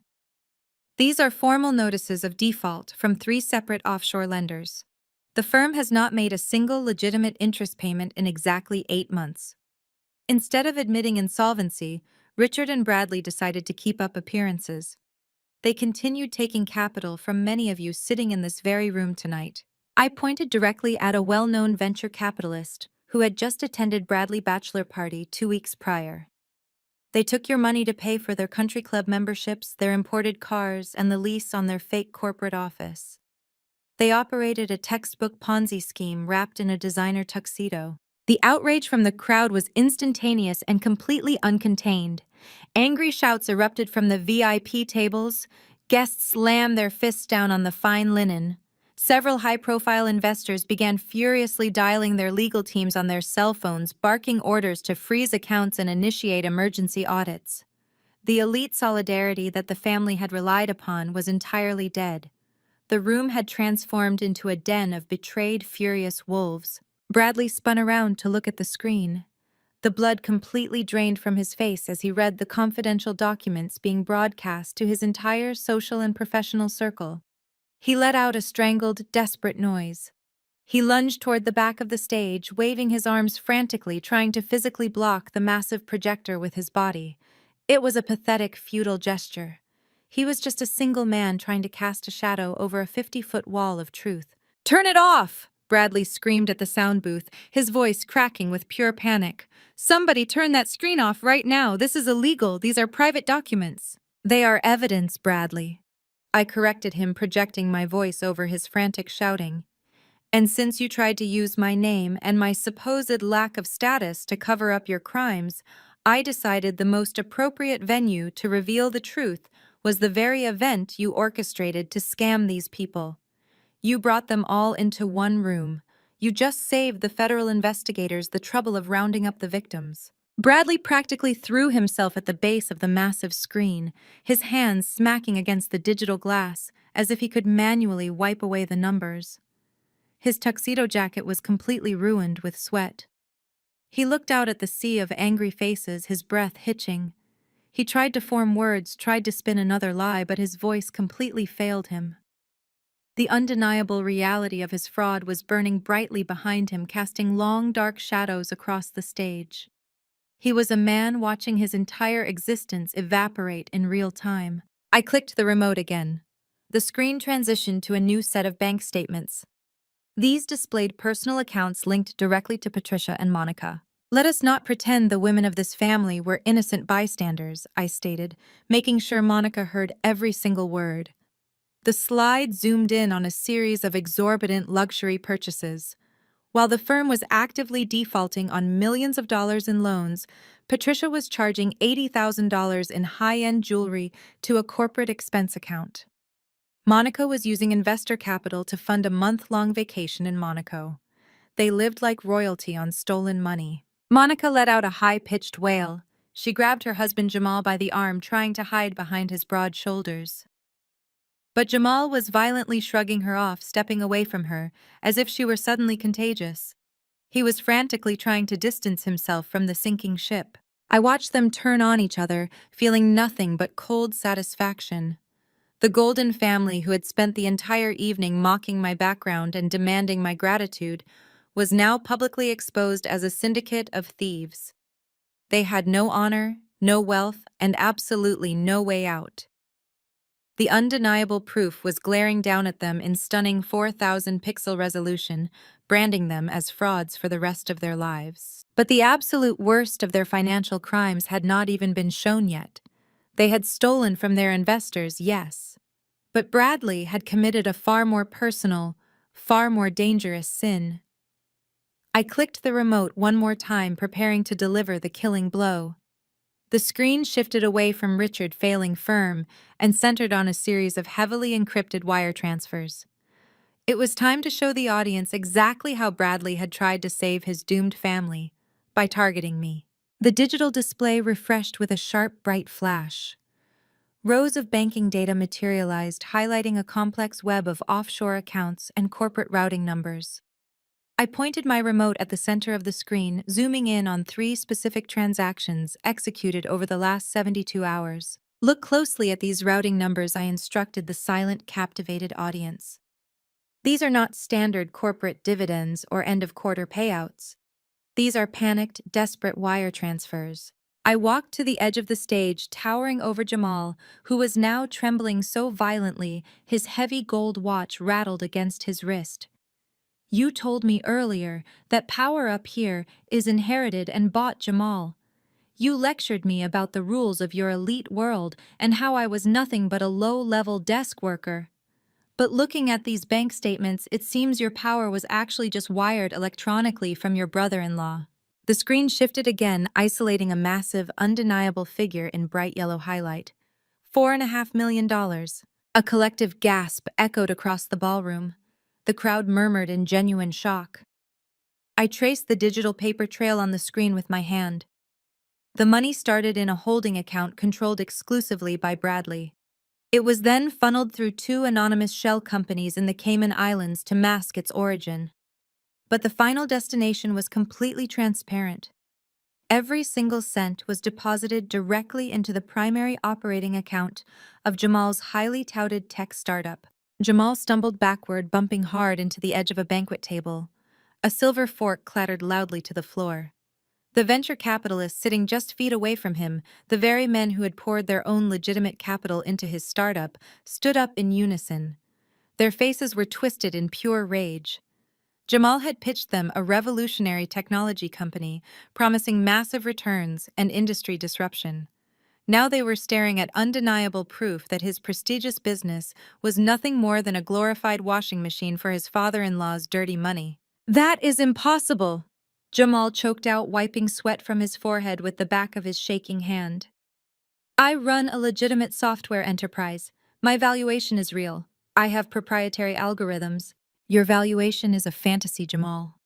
I shot back, my voice dripping with absolute contempt. "Your coding team consists of 3 interns working out of a rented basement workspace. You do not have a revolutionary algorithm. You have a routing number and a desperate family willing to use your corporate shell to launder stolen funds. You took Bradley's money to pay off the immediate interest on Richard's offshore gambling debts, desperately trying to keep the financial sharks at bay for just one more week." Monica spun around, her high heels catching on the carpet. She stared at the giant screen, then at her husband, her face a mask of genuine horror. "You told me we were getting Series A funding," Monica shrieked at Jamal, her voice breaking. "You told me we were rich. You brought federal financial crimes into my house." Jamal held his hands up defensively, backing away from his furious wife. "I did not know it was dirty," he pleaded, his voice cracking with fear. "Bradley swore it was clean capital. He told me it was an early wedding gift from his private accounts. I just signed the receiving paperwork. I swear I did not look at the origins of the transfers." Bradley let out a guttural sound from the stage floor. He scrambled to his feet, his tuxedo jacket completely ruined with sweat, though he kept a safe distance from me. "Shut up," Jamal Bradley yelled, pointing an accusing finger at his brother-in-law. "Do not play the innocent victim now. You begged me for cash when your server leases were about to be terminated." The audience was completely mesmerized by the spectacular implosion happening right in front of them. The sheer audacity of moving $4.5 million through a fake tech company just days before a high-profile wedding was staggering. The elite investors in the room were staring at the screen, their brilliant financial minds doing the math. The murmurs grew louder as the realization set in. If Richard's firm was bankrupt and Bradley's accounts were completely drained, where did $4.5 million suddenly come from? I raised the microphone again, cutting through the rising chaos in the ballroom. The room instantly fell silent, waiting eagerly for my next words. "You see, the guests in this room are incredibly smart men and women," Bradley, I announced, keeping my eyes locked on my husband.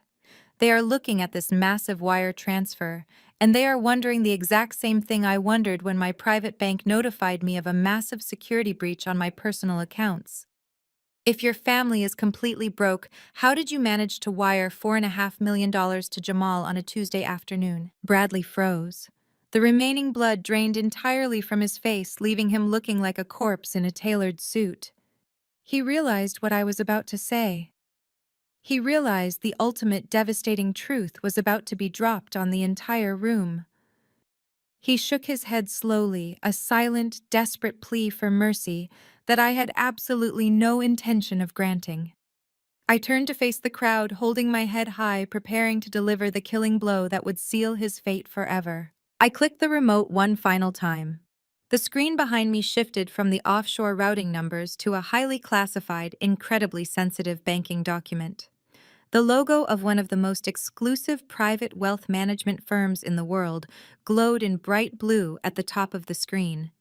Beneath it was a transfer authorization form, filled out, dated just 3 days prior, and stamped with a digital seal of approval. I pointed to the top left corner of the document.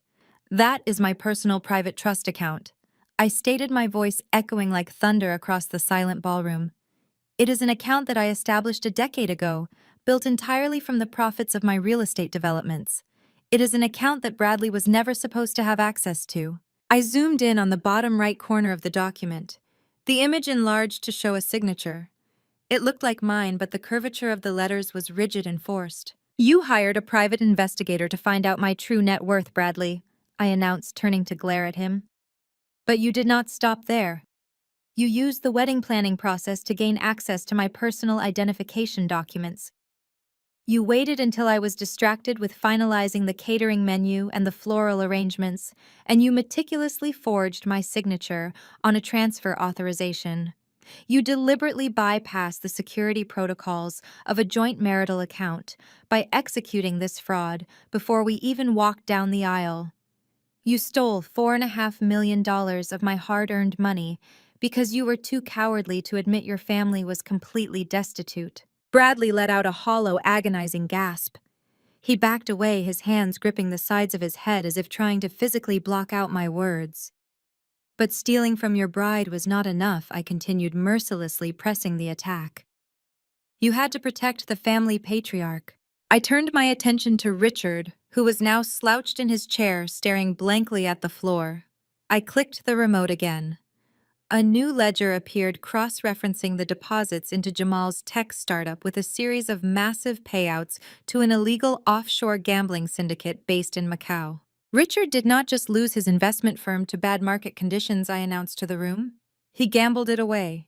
He lost millions of dollars belonging to the people in this room on private baccarat tables and underground sports betting. When the syndicates came to collect, Richard panicked. He begged his golden boy Bradley to fix it.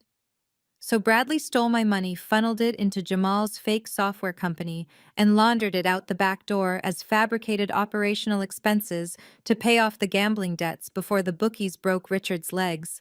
The reaction from the crowd was no longer just shocked whispers. It was an eruption of pure, unfiltered fury. The wealthy elite in the audience had tolerated a lot of things, but discovering they had been directly scammed was the absolute limit. A prominent angel investor, a man who had personally written a $2 million check for Jamal's seed funding round, completely lost his temper. He grabbed a heavy crystal water pitcher from his table and hurled it directly at the stage. It smashed against the wooden floorboards, sending water and sharp shards of glass flying in every direction. "You fraudulent piece of garbage!" The investor roared, his face purple with rage. He lunged toward Jamal, pointing a trembling finger at the tech CEO. "You sat in my office last month and showed me fabricated user metrics. You told me my capital was going towards server expansion. You used my money to cover your father-in-law's gambling losses." Other investors immediately joined the assault. Chairs scraped violently against the floor as dozens of furious executives stood up. The ballroom dissolved into total anarchy. Men and women who usually hid their ruthlessness behind polite country club smiles were now shouting obscenities, demanding their money back, and threatening brutal legal action. Jamal scrambled backward, desperately trying to put distance between himself and the advancing mob of angry billionaires. He tripped over the legs of a fallen chair, crashing hard onto the carpet. He held his hands up, pleading for mercy, insisting he was just a pawn in Bradley's scheme. But the investors were not listening. They closed in, their voices overlapping in a deafening chorus of threats. At the family table, the situation was equally disastrous. 3 former business partners surrounded Richard, boxing him into his chair. One of them, a man whose pension fund had been entirely wiped out by Richard's firm, grabbed the lapels of Richard's tuxedo and hauled him halfway out of his seat. "You stole my retirement to play cards in Macau!" the man bellowed, spittle flying from his lips. "I will destroy you, Richard. I will take your house, I will take your cars, and I will make sure you rot in a federal penitentiary for the rest of your miserable life." Patricia shrieked, batting frantically at the man's hands, trying to protect her husband. "Get your hands off him," she cried out, her voice shrill and desperate. "Security! Where is security? We are being attacked!" I stood calmly on the stage, watching the absolute destruction of their fake empire. I did not call for the security guards to intervene. The men stationed at the base of the stage remained perfectly still, their backs to me, ensuring that no one from the furious crowd could reach the platform. They were protecting me, not my in-laws. The sheer volume of the yelling and the sound of breaking glass echoed through the luxurious ballroom. The beautiful white floral centerpieces were knocked to the floor and trampled under the expensive leather shoes of enraged creditors. The $200,000 wedding had transformed into a brutal, high-stakes tribunal. Bradley was on his knees on the stage, completely paralyzed by the violent chaos erupting below him. He looked at his father being manhandled by former friends. He looked at Jamal cowering on the floor. Then he slowly turned his head and looked up at me. His eyes were wide, bloodshot, and filled with a profound, earth-shattering realization. He had brought a predator into his home disguised as prey, and now his entire bloodline was paying the ultimate price. Jamal could no longer handle the crushing pressure of the furious investors surrounding him. The illusion of his corporate dominance evaporated entirely.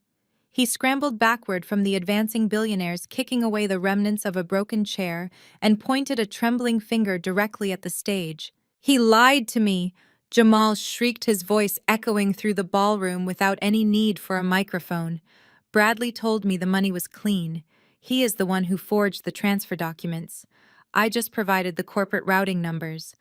I had no idea he was stealing from his own wife to cover up gambling debts." Bradley snapped out of his paralyzed state. The betrayal from his brother-in-law ignited a furious, desperate rage. He scrambled to the very edge of the wooden stage, leaning over to spit vitriol down at Jamal. "You greedy coward," Bradley yelled, his voice cracking under the strain. "You took a 30% cut to wash that money through your servers. You knew exactly what you were doing. Your fake tech company was weeks away from total bankruptcy, and you begged me to save it. You gladly took that capital to keep playing the successful CEO." Monica, completely unhinged by the loss of her emerald green-clad dignity and the terrifying prospect of federal prison, launched herself at Jamal. She grabbed the lapels of his ruined $5,000 suit, shaking him violently. Her perfectly styled hair fell in messy strands across her tear-streaked face. "You promised me we were getting Series A funding!" Monica screamed, her face contorted with absolute rage. "You told me we were going to be billionaires. You told me I could book the vacation to Monaco because your algorithm was finally selling. You dragged federal financial crimes into my house. You ruined my life." Jamal shoved her away roughly, his own panic morphing into vicious hostility. "Your brother ruined your life, Monica. Your father ruined your life. They used my company to pay off mafia debts because your precious daddy could not stop gambling in offshore casinos. Do not you dare put this on me. You loved spending the stolen money just as much as your mother did." Down at the family table, the camera phones of the elite guests pivoted eagerly to capture the next phase of the meltdown. Patricia, who had spent decades meticulously cultivating the image of a perfect high society matriarch, completely lost her mind. The sheer humiliation of being exposed in front of her country club peers broke her final shred of sanity. She turned on Richard with a ferocity that made the surrounding creditors take a step back. "This is your fault," Patricia shrieked, slapping Richard hard across the chest with her manicured hand. "Your disgusting gambling addiction. Your secret trips to Macau. You destroyed our legacy. You destroyed my social standing. I spent 30 years building this family up to the top of the elite circle, and you threw it all away on card tables." Richard grabbed her wrists forcefully, pushing her hands down. His face was a dark, mottled purple twisted with humiliation and fury. "Your social standing!" Richard bellowed, his voice hoarse. "You spent $80,000 on jewelry while we were actively defaulting on massive loans. You maxed out every credit card we had just to pretend we were still rich. You pushed Bradley to marry Caroline as quickly as possible so you could keep playing the wealthy socialite. You are a parasite, Patricia. You bled us dry just to keep up appearances." The unified front of the Golden family was entirely dead. They were no longer the elite, untouchable aristocrats of Aspen. They were rats trapped on a sinking ship, violently tearing each other apart to find a single piece of driftwood. The loyalty they had weaponized against me all evening was proven to be nothing but a fragile transactional lie. The second the money vanished, their love for one another vanished with it. I stood perfectly still on the stage. I did not speak into the microphone. I did not move to intervene. I simply watched them self-destruct. The contrast between my absolute stillness and their frantic, animalistic panic was staggering. I had laid the trap, but I did not need to push them into it. Their own greed, arrogance, and inherent selfishness were doing all the heavy lifting. The ballroom was filled with the sounds of shattering glass, the clicking of cell phone cameras, and the overlapping screams of a family turning on its own blood. Bradley was weeping openly on the edge of the stage, hurling insults at his sister. Monica was sobbing on the carpet, trading vicious verbal blows with Jamal. Richard and Patricia were verbally eviscerating decades of their marriage, loudly exposing every dark, ugly secret they had kept hidden behind their mansion doors. The wealthy investors who had previously treated them with respect were now laughing, recording the meltdown and sending the footage to every major financial contact in their networks. The family was executing their own social and professional death sentences live on camera. I watched the empire burn to the ground, feeling an overwhelming sense of vindication. I did not owe these people a single ounce of mercy. I just had to stand back and let the fire they started consume them entirely. The flames of their destruction were instantly captured by a sea of glowing rectangular screens. Hundreds of smartphones were raised high above the crowd, their camera lenses focused sharply on the grotesque display of a once powerful family tearing itself apart. The elite guests, disgusted and out for their own money, had seamlessly transitioned from outraged victims to ruthless paparazzi. In the world of high society, there is no currency more valuable than the catastrophic failure of a peer, and the guests were eagerly hoarding every single second of it. The flashes of cell phone cameras strobed across the darkened ballroom like lightning in a severe storm. Live streams were initiated across various social media platforms. Videos were being sent directly to private group chats, rival investment firms, and exclusive country club mailing lists. The very people Patricia and Richard had spent their entire lives trying to impress were now actively broadcasting their ruin to the entire world. I watched a prominent socialite, a woman Patricia frequently hosted for afternoon tea, standing on a chair to get a better angle of the carnage. She was narrating the event into her phone with a look of pure, unadulterated glee. This was the modern execution of a dynasty. It was bloodless, but it was absolutely lethal. The harsh glare of the camera lights finally broke through the blinding rage consuming Patricia and Richard. They stopped screaming at each other, the reality of the digital firing squad suddenly registering in their frantic eyes. Patricia gasped, her hands flying up to cover her tear-streaked, flushed face. She grabbed a discarded wine-stained linen napkin from the floor and held it desperately over her head, shrinking away from the relentless lenses. She whimpered, realizing that by tomorrow morning, she would be completely expelled from every charity board, gala committee, and elite circle she had clawed her way into. Her reputation was permanently vaporized. She was no longer a wealthy matriarch, she was a national joke. The country club memberships, the exclusive reservations, the superficial respect she had demanded from everyone around her were all gone in a matter of minutes. Richard tried to salvage whatever microscopic shred of dignity he had left. He stood up straight, smoothing down the lapels of his rumpled tuxedo, and pointed a shaking finger at the crowd. "Turn those cameras off," Richard bellowed, his voice hoarse and pathetic. "I demand you stop recording my family. This is a private event. You are violating our privacy. Put your phones away right now." His commands were met with cruel, mocking laughter. Nobody lowered their devices. A young hedge fund manager in the front row scoffed loudly. "You lost the right to privacy when you stole our money to play blackjack," Richard the manager shouted back. "Smile for the camera. The federal authorities are going to love this footage." Richard visibly deflated, his shoulders slumping as the last ounce of his patriarchal authority evaporated into the cold aspen air. He raised his hands to shield his face from the blinding camera flashes, turning away from the crowd and retreating into the shadows of the banquet table. He bumped into Monica, who was violently swatting away a smartphone thrust too close to her face by an angry creditor. The entire family was trapped in a digital fishbowl, unable to hide from the permanent documentation of their crimes. The sheer volume of the recording devices created a wall of bright, blinding light that trapped the family in the center of the room. Bradley, who was still kneeling on the edge of the wooden stage, slowly turned his head to take in the absolute devastation. He looked at his father, a broken, humiliated old man, hiding his face in shame. He looked at his mother, weeping under a soiled napkin, entirely stripped of her haughty elegance. He looked at his sister and brother-in-law sitting on the floor, surrounded by shattered glass and ruined floral arrangements, completely defeated by the angry mob of investors. Bradley slowly surveyed the exits. His chest heaved as a fresh wave of panic flooded his veins. The main double doors were completely blocked by a wall of furious creditors demanding their money back. The side service doors were manned by my imposing security team, their arms crossed, their expressions stern and unforgiving. There was absolutely no physical escape from the ballroom.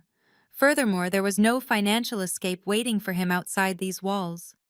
The shell companies were exposed, the bank accounts were empty, and the elite society that had always shielded him had locked him out forever. He was completely and utterly cornered. He had played a high-stakes game of deception, betting his entire existence on his ability to manipulate a woman he severely underestimated, and he had lost everything. The glamorous life he had envisioned, built on the stolen foundation of my private trust, had shattered into a million unrecoverable pieces. His breathing became shallow and erratic. The claustrophobia of the flashing lights and the angry shouting pressed down on him, freezing him in place. With nowhere left to run and no one left to hide behind, Bradley slowly dragged his gaze away from the sea of glowing camera phones. He turned his head and looked up. His bloodshot, terrified eyes locked onto mine. I stood above him on the stage, the untouchable architect of his downfall, the only person in the entire building who held a single shred of power. He finally realized that the woman he tried to destroy was the only one who could stop the bleeding. Bradley did not just lower himself, he completely collapsed. The polished, confident investment director who had stood at the altar with me just hours ago was gone. In his place was a terrified, sniveling shell of a man. He dragged himself across the last few feet of the wooden stage, his expensive tuxedo pants scraping against the floorboards. When he reached my feet, he did not hesitate. He threw his arms forward and buried his face into the heavy silk folds of my wedding gown, wrapping his shaking hands tightly around the fabric. His fingers dug directly into the dark, sticky stain of the red wine Monica had thrown at me. "Caroline, I am begging you," Bradley sobbed. His voice was muffled against my dress, wet and pathetic. "Please, you have to stop this. You have made your point. You destroyed the firm. You ruined my parents. Everyone knows. Just turn off the screen and call off the lawyers. I will do anything you want. I will sign whatever you put in front of me. Just do not send us to federal prison." I looked down at the top of his perfectly styled hair, now ruined and plastered to his forehead with sweat. I did not step back. I let him cling to me. I wanted every single camera phone in the ballroom to capture this exact image. I wanted the elite investors to see the so-called golden boy of Aspen crying on his knees, clutching the dress of the woman his family had mocked all night. When his initial pleading did not elicit a response from me, Bradley shifted his tactics. He lifted his head, revealing eyes red and swollen with genuine panic. He looked up at me, trying to summon the charming, boyish vulnerability that had tricked me 2 years ago. He was attempting to weaponize our relationship, hoping to find a hidden reservoir of affection he could exploit. "We are husband and wife," Caroline Bradley pleaded, his voice trembling with manufactured emotion. "We stood in front of an altar today and promised to love each other for better or for worse. This is the worst part. I made a terrible mistake. I know I messed up, but I only stole that money because I was trying to protect our future. My father was going to drag me down with him. The bookies were threatening my life. I forged that transfer because I wanted to save our family before we even started one. I did it for us." The sheer audacity of his lie was staggering. He was actually trying to frame a $4.5 million wire fraud as an act of romantic devotion. He wanted me to believe that draining my private trust was his twisted way of protecting our marriage. "I loved you, Caroline," Bradley cried, his grip tightening on my ruined dress. "I still love you. Remember the night I proposed? Remember what we talked about? We were going to build a life together. You cannot just throw all of that away because of money. You are a good person. You have a kind heart. You are not a monster like these people in the crowd. Do not let vengeance turn you into someone cold and ruthless. Forgive me. Please, just forgive me and help me fix this." He was laying it on thick, using every manipulative buzzword in the book. He called me a good person, hoping to guilt-trip me into submission. He invoked our engagement, hoping nostalgia would blind me to his crimes. He even tried to separate me from the angry investors, below acting as if we were a united front against a cruel world, completely ignoring the fact that he was the one who had robbed both me and them. I stared down at his tear-streaked face. I felt absolutely nothing. The love I once held for this man had evaporated the exact second he told me to smile while his mother called me a charity case. "You do not get to use the word love, Bradley," I said. My voice was incredibly calm, dropping to a tone so icy it made him flinch. Love does not hire a private investigator to dig into a woman's background before buying an engagement ring. Love does not stand by silently while a mother verbally abuses a bride on her wedding day. Love does not forge a signature to steal millions of dollars to pay off illegal gambling debts. Bradley opened his mouth to argue, but I cut him off instantly. "You did not steal that money for us." I continued, speaking clearly into the microphone so the entire ballroom could hear his pathetic excuses. "You stole it because you are a coward. You were too afraid to lose your country club memberships and your imported cars. You looked at me and you saw a bank account. You thought my quiet demeanor meant I was weak. You thought you could rob me blind and I would just smile and thank you for the privilege of carrying your last name." He shook his head frantically, fresh tears spilling down his cheeks. "No, Caroline, that is not true. I swear to you. I was desperate. I was scared." "You should be scared, Bradley," I replied, my voice devoid of a single ounce of mercy. "Because your desperation does not excuse your felony. You think invoking our wedding vows will save you. You broke those vows before you even said them. You built this entire marriage on a foundation of fraud, and now you are crying because the bill has finally come due." I firmly reached down and grabbed his wrists. My grip was unyielding. I peeled his sweaty, shaking hands off the fabric of my wedding dress. He tried to hold on, but he had absolutely zero strength left. I pushed his hands away, stepping back so he was left kneeling on the bare wooden floorboards, completely untethered from me. "You want me to stop the presentation?" I asked, looking down at his defeated, crumbling posture. "You want me to call off the lawyers and save your family from federal prison?" Bradley nodded eagerly, a pathetic glimmer of hope sparking in his desperate eyes. "Yes. Please, Caroline. I will do anything." I smiled. It was a sharp, clinical smile that contained absolutely zero warmth. I reached into the hidden pocket sewn seamlessly into the side of my wedding gown. It was time to show him that I had never planned on stopping with just a presentation. I kept my hand inside the concealed pocket of my custom silk gown. Bradley watched my movement with wide, desperate eyes. He actually thought I was going to pull out a handkerchief for his tears, or perhaps a phone to call off my security team. His delusion was almost fascinating to witness. I withdrew a perfectly folded, thick stack of legal documents. At the exact same moment, Mr. Bennett stepped forward from the shadows of the stage wing and handed me a pristine black leather portfolio to serve as a hard surface. I unfolded the heavy parchment paper and stared down at the man kneeling at my feet. "Bradley," I said, my voice projecting across the silent ballroom. "You asked me to call off the lawyers. You said you would sign whatever I put in front of you. I am going to hold you to that promise right now." I let the heavy stack of legal documents slip from my fingers. They fell through the air and landed squarely against Bradley's chest with a muffled thud. He instinctively scrambled to catch them, his shaking hands clutching the crisp white pages against his ruined tuxedo shirt. His eyes darted down to read the bold black lettering printed across the very first page. "Those are your divorce papers," I announced, ensuring every single guest heard the finality in my tone. "I had them drafted the exact day my private bank notified me of your fraudulent wire transfer. I signed them this morning before I even put on this wedding dress.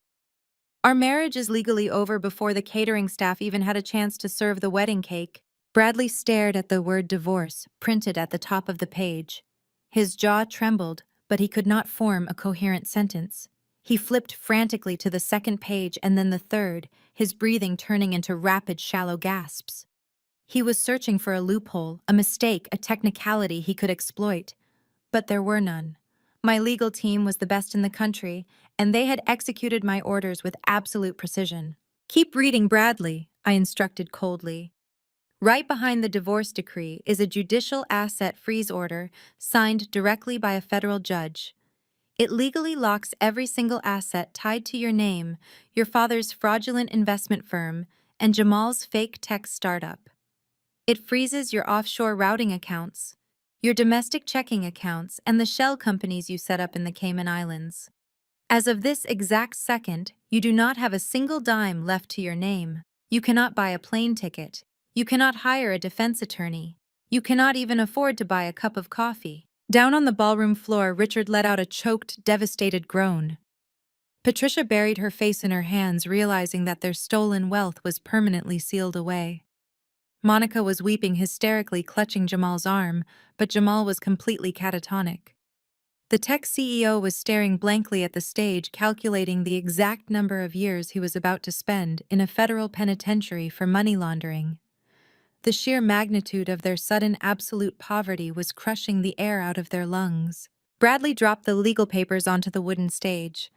They scattered around his knees, mixing with the sharp shards of crystal from the glass Monica had shattered earlier. He looked up at me, his face completely devoid of color. He looked like a man standing on the trapdoor of a gallows waiting for the lever to be pulled. The arrogant investment director who had confidently commanded me to smile for his VIP partners was utterly gone. "You froze everything," Bradley whispered. His voice was incredibly weak, barely audible even without the microphone.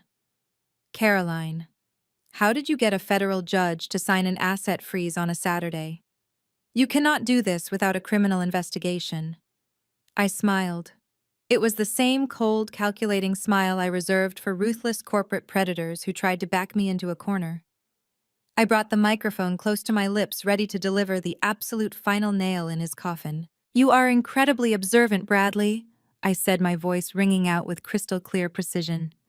"A federal judge does indeed require a formal criminal investigation to authorize a complete asset freeze of this magnitude. Which brings me to the final piece of business for tonight." I turned my gaze away from my kneeling husband and looked out over the sea of wealthy investors, venture capitalists, and high society guests. The entire room was holding its collective breath. The men and women who had been scammed by the Golden family stood motionless, their phones still raised, recording every single second of the spectacle. "I did not just show these financial slides to our guests tonight," I announced. Every word landed like a hammer strike in the quiet ballroom. "I did not just gather you all here to publicly expose your bankruptcy and your wire fraud. I am not interested in simply humiliating you in front of your country club peers." Bradley slowly shook his head, his eyes widening in pure, unadulterated terror. He finally realized the true scale of the trap he had walked into. He raised a shaking hand as if he could physically stop the words from leaving my mouth. "I submitted the full, unredacted forensic audit to the Federal Bureau of Investigation field office at exactly 6 o'clock this morning," I declared. "I handed over the forged wire transfers, the offshore routing numbers, the communications between you and Jamal, and the complete financial history of Richard's gambling syndicate directly to federal agents." The silence that followed was absolute. It was the heavy, suffocating silence of total destruction. I had not just ruined their reputation, I had handed them over to the federal government. I had legally, financially, and socially annihilated them, and I had done it all without ever breaking a sweat. The profound silence in the ballroom lasted only a fraction of a second. It was broken by a sound that started as a distant, high-pitched wail echoing off the snow-capped Aspen Mountains. The sound multiplied, growing louder and more aggressive by the millisecond, piercing straight through the thick, insulated glass of the resort. Then came the lights. Brilliant, blinding flashes of red and blue erupted outside the floor-to-ceiling windows. The emergency lights strobed violently through the sheer curtains, casting a chaotic, rapid-fire glow across the luxurious ballroom. The colors bounced off the crystal chandeliers and the silver cutlery, transforming the opulent wedding reception into a glaring, inescapable crime scene. The entire room was bathed in the unmistakable, terrifying glow of law enforcement. The elite guests, billionaires, venture capitalists, and hedge fund managers reacted with the immediate, ruthless instinct of the ultra-wealthy. They knew exactly what those lights meant, and they knew exactly how radioactive this situation had just become. Nobody wanted to be caught on camera, or questioned by federal agents in connection with a massive wire fraud scheme. A mass exodus began instantly. Chairs scraped loudly against the polished wood floor as guests shoved away from their banquet tables. They grabbed their expensive coats and designer clutches, physically backing away from the front of the room. They created a massive empty perimeter around the family table, leaving Richard, Patricia, Monica, and Jamal entirely isolated in the center of the room. The social abandonment was absolute. They were no longer the hosts of the year. They were highly contagious pariahs. At the family table, sheer, unadulterated panic took over. Richard jumped to his feet, his chair crashing backward to the floor. He spun around, his eyes wild and bloodshot, searching frantically for a way out. He looked toward the kitchen service doors, fully intending to abandon his wife and children to save his own skin. But he stopped dead in his tracks. Mr. Bennett's private security team had already anticipated the move.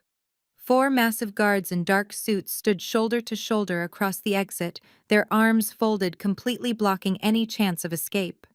Richard was boxed in. Patricia lost whatever microscopic shred of sanity she had left. She grabbed Richard by the lapels of his tuxedo, shaking him violently. "Do something!" Patricia shrieked, her voice cracking into a hysterical, jagged sob. "Call your lawyers. Call the governor. You cannot let them do this to us. I cannot go to prison. I will not survive in a prison." Richard shoved her hands away roughly, his face pale and slick with a cold sweat. "Shut your mouth, Patricia," he hissed, his voice trembling with sheer terror. "Do not say a single word to anyone." Monica was hyperventilating, her chest heaving as she stumbled backward away from the table. She looked at Jamal, expecting her tech CEO husband to somehow fix the situation. But Jamal was paralyzed. He stared at the flashing red and blue lights, painting the walls of the ballroom, doing the mental math on exactly how many decades of federal money laundering conviction carried. He took a staggering step backward, actively putting distance between himself and the rest of his in-laws. "I did not know," Jamal shouted, his voice cracking as he looked desperately at the retreating crowd of investors. "I am innocent. Bradley forged the paperwork. I am just a victim of his fraud." Nobody listened to him. The wail of the sirens outside abruptly cut off, replaced by the loud, heavy slamming of car doors and the sharp commands of law enforcement personnel echoing through the resort lobby. On the stage, Bradley was still kneeling on the floorboards among the scattered divorce papers and the frozen asset orders. He looked like a man who had just been struck by lightning. He slowly turned his head to look at me, his eyes wide and completely hollow. He opened his mouth to speak, to offer one last pathetic plea for mercy, but the words died in his throat. The heavy, ornate double doors at the main entrance of the ballroom burst open with a deafening crash. A dozen federal agents swarmed into the room. They moved with terrifying, coordinated precision, wearing dark tactical windbreakers with the bright yellow letters FBI stamped boldly across their backs and chests. Their badges gleamed under the strobe of the emergency lights filtering through the windows. The sharp, heavy thud of their boots on the hardwood floor sounded like a military drumbeat, silencing every single whisper in the room. The lead agent, a tall, broad-shouldered man with a stern, unforgiving expression, marched straight down the center aisle. He did not look at the elite guests cowering near the walls. He locked his eyes directly on the family table in the center of the room. "Federal agents, nobody move!" The lead agent bellowed. His voice was an absolute roar, commanding total compliance. "We are executing federal arrest warrants for Richard, Bradley, and Jamal." The words echoed off the vaulted ceiling, sealing their fate. The agents fanned out rapidly, cutting off every possible angle of escape. 2 agents broke away from the main group and headed straight for the stage, their eyes locked on Bradley. 3 more agents surrounded the family table, stepping right over the crushed white orchids and the spilled champagne. "You are all under arrest for conspiracy to commit wire fraud, money laundering, and bank fraud," the lead agent announced, pulling a thick stack of folded warrants from his jacket pocket. "Keep your hands where we can see them. Any sudden movements will be considered resisting arrest." Patricia let out a guttural, horrifying scream. She dropped to her knees, clutching her head, sobbing so violently her entire body shook. Richard raised his trembling hands in the air, his face completely devoid of color, surrendering without a fight. He knew the game was over. The offshore accounts were frozen, the gambling debts were exposed, and the federal government had all the receipts. Jamal tried to run. He spun around and took exactly 2 steps toward the back of the room before a federal agent grabbed him by the shoulder of his $5,000 bespoke suit and shoved him hard against a structural pillar. Jamal yelled out in panic, claiming he was set up, claiming he was just an innocent tech developer, but the agent simply pulled out a pair of heavy steel handcuffs. Up on the stage, the 2 agents reached Bradley. He did not try to run. He did not try to fight. He stayed on his knees, his head hanging low in absolute crushing defeat. The agents grabbed him by the arms, hauled him roughly to his feet, and twisted his hands behind his back. The sharp metallic click of the handcuffs snapping shut over his wrists echoed clearly over the open microphone I still held in my hand. I stood perfectly still, watching the entire operation unfold with cold, calculated satisfaction. I did not flinch as the agents marched past me. I did not look away as the men who had plotted to steal my entire fortune were stripped of their freedom, their dignity, and their future. The flashing red and blue lights illuminated the absolute wreckage of their lives, providing the perfect lighting for the final act of this spectacular downfall. The blinding barrage of camera flashes hit the Golden family like a wave of physical blows. The elite investors and high society guests had closed in, forming a tight, inescapable ring around the center of the ballroom. They held their smartphones high, ensuring that every angle of the arrests was being captured in high definition.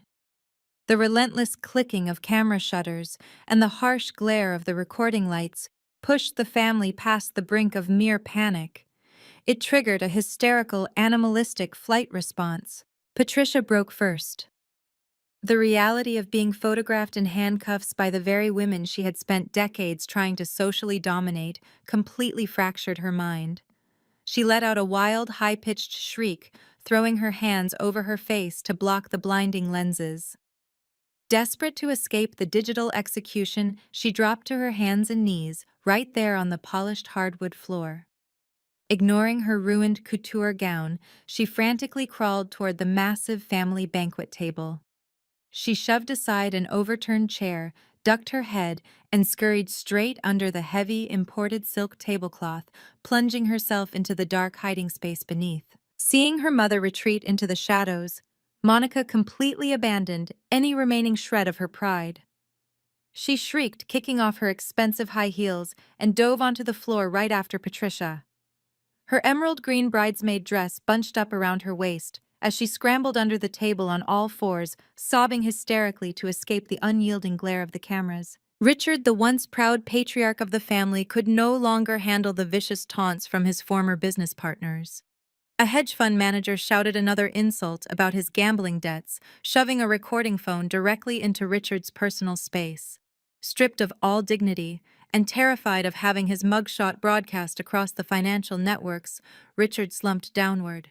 He dropped to his knees, burying his face in his hands, and crawled awkwardly under the drooping silk fabric to join his wife and daughter. Jamal used the sudden chaotic movement to his advantage. The federal agent holding him against the structural pillar was momentarily distracted by the family dropping to the floor. With a burst of panicked adrenaline, Jamal twisted his shoulder hard, slipping out of the agent's grip. He did not try to run for the exit. He knew the doors were heavily guarded. Instead, the disgraced tech CEO dropped to the carpet and slid frantically under the banquet table, desperate to hide his face from the investors he had scammed. Up on the stage, Bradley was already handcuffed, his arms secured tightly behind his back. He watched his entire family vanish beneath the banquet table, cowering like terrified animals. The cameras immediately swiveled toward him, capturing his sweaty, ruined appearance. The shame was absolute and entirely suffocating. Unable to use his hands, Bradley awkwardly shimmied his way to the edge of the low wooden stage. He dropped his legs over the side, slid down to the floor, and literally wormed his way across the carpet. Using his shoulders and knees, he rolled himself underneath the draped linen, hiding in the dark alongside the rest of his ruined bloodline. Once they were all huddled together beneath the table, Patricia reached up and violently yanked the edges of the silk tablecloth downward. She pulled the heavy fabric completely over their heads in a futile attempt to seal them off from the outside world. Her frantic pulling caused a disaster on the tabletop above them. The expensive crystal wine glasses, the heavy silver cutlery, and the massive white floral centerpieces were dragged over the edge. The items crashed down around them, raining water-crushed orchids and shattered glass onto their cowering bodies. But they did not care.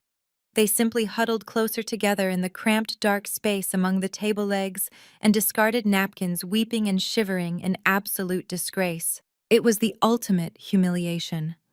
The most elite, arrogant family in Aspen was now a pathetic, trembling mass of bodies hiding under a piece of fabric, desperately pretending the consequences of their felony crimes could not reach them. The federal agents stood around the perimeter of the table, momentarily stunned by the sheer staggering absurdity of the display. Even the furious investors lowered their phones for a brief second, openly laughing at the pathetic spectacle of 5 adults cowering under a banquet table. I stood on the stage looking down at the lumpy, shaking shape of the tablecloth. I felt no pity. This was the exact destination their arrogance and greed had always been leading them toward. "We are not playing hide-and-seek the lead," federal agent barked, his voice laced with heavy disgust. "Get out from under the table right now with your hands visible." Nobody moved. Muffled, frantic sobbing echoed from beneath the silk fabric. Patricia was audibly hyperventilating while Bradley was begging his father to do something to fix it. They were completely paralyzed by their own cowardice. "Agents, secure the subjects," the lead agent ordered sharply. 6 federal agents stepped forward in total unison, their heavy black boots coming to a stop just inches from the edge of the silk cloth. On the count of 3, the agents grabbed the thick edges of the imported tablecloth. With one violent, synchronized upward yank, they ripped the massive fabric completely off the table and tossed it aside. The illusion of safety was instantly obliterated. The bright, unforgiving light of the crystal chandeliers and the harsh strobes of the emergency vehicles flooded their hiding spot. The elite cameras immediately zoomed in, capturing the ultimate pathetic tableau. Patricia, Richard, Monica, Jamal, and Bradley were tangled together on the carpet, covered in spilled water and crushed flowers, shielding their eyes from the blinding exposure. "Drag them up," the lead agent commanded. The agents moved in without a single ounce of hesitation.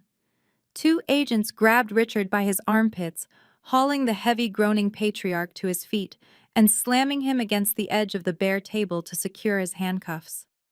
Patricia shrieked wildly as an agent grabbed her by the arm, dragging her upright.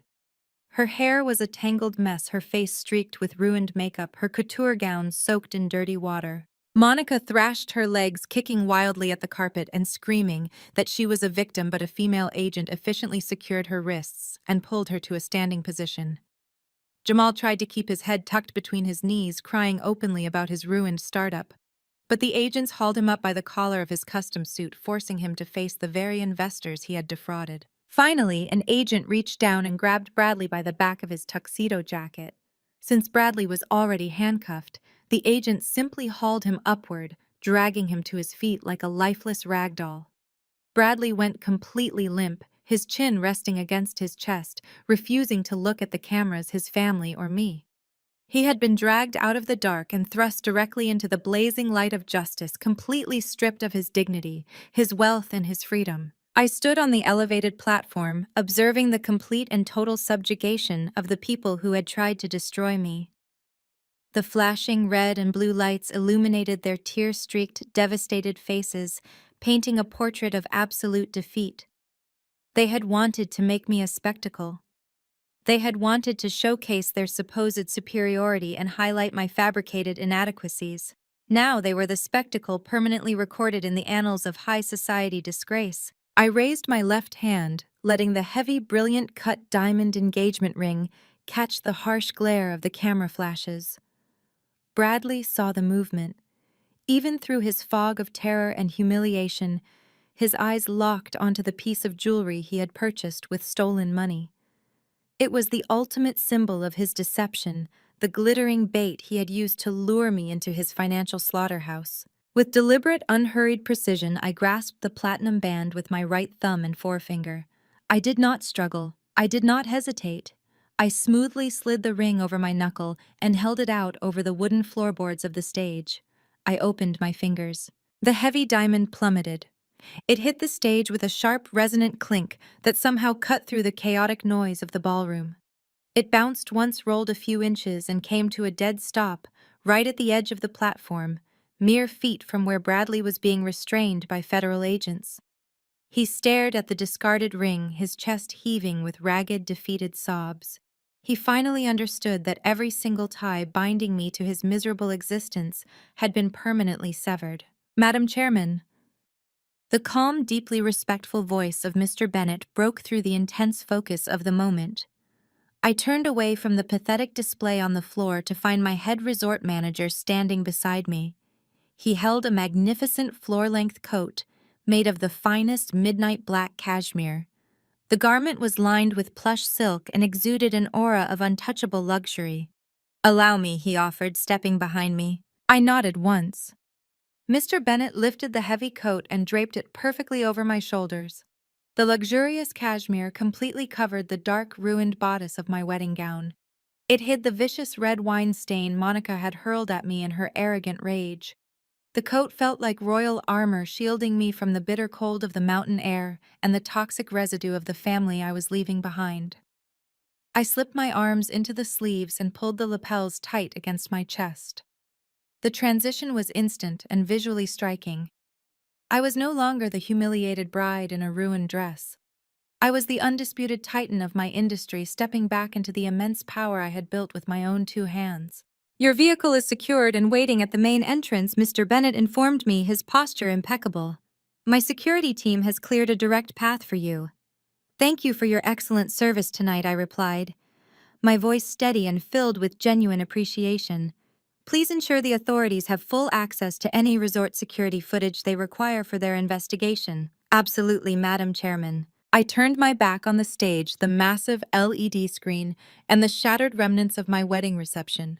I walked toward the front stairs of the platform and descended with measured, elegant steps. The aisle that had been painstakingly decorated with expensive white floral arrangements and imported silk runners was now a chaotic pathway of destruction. But as I stepped onto the plush carpet, the wealthy guests instantly parted. The venture capitalists, the hedge fund managers, and the elite socialites physically stepped back, pressing themselves against the banquet tables to give me a wide, unobstructed path. They lowered their smartphones. The mocking laughter and angry shouting faded into a low, respectful murmur as I passed. They were looking at me not with the morbid curiosity they had shown earlier, but with absolute, unadulterated awe. I had orchestrated a masterclass in corporate and legal warfare, and I had executed it flawlessly. As I walked gracefully down the center of the ballroom, the authoritative voices of the federal agents rose above the remaining noise. The synchronization was almost poetic. "Richard, Patricia, Bradley, Monica, and Jamal, you have the right to remain silent," the lead agent announced loudly, his voice echoing off the vaulted ceilings. "Anything you say can and will be used against you in a court of law." Patricia let out another agonizing, high-pitched wail, begging the agents to let her call her country club attorney. Monica shrieked at Jamal, blaming him for dragging her into a federal indictment. Bradley just wept, completely broken, muttering useless apologies to a room full of people who only wanted to see him locked behind bars. "You have the right to an attorney?" Another agent continued, forcefully guiding Jamal toward the main exit. "If you cannot afford an attorney, one will be provided for you." Given the absolute zero balance of their frozen assets, they were definitely going to need those public defenders. I kept my chin held high and my eyes focused straight ahead. I did not turn my head to look at them one last time. I did not offer a final triumphant smirk. They were entirely beneath my notice. They were no longer a threat, a family, or a concern. They were simply criminals being processed by the justice system. I pushed through the heavy wooden double doors of the grand ballroom and stepped out into the expansive marble-floored lobby of the resort. The silence out here was jarring compared to the battlefield I had just left. My private security detail flanked me immediately, matching my brisk, confident pace as we walked toward the main entrance. The automatic glass doors slid open. allowing the crisp, freezing air of the Aspen Mountains to wash over my face. The scent of pine and fresh snow was incredibly grounding. The chaotic strobe lights of the federal vehicles painted the snowy driveway in frantic colors, but my attention was completely focused on the sleek black limousine idling quietly at the edge of the roundabout. My personal driver stood at attention by the rear passenger door. He opened it swiftly as I approached, bowing his head in quiet respect. I paused for a fraction of a second before stepping inside.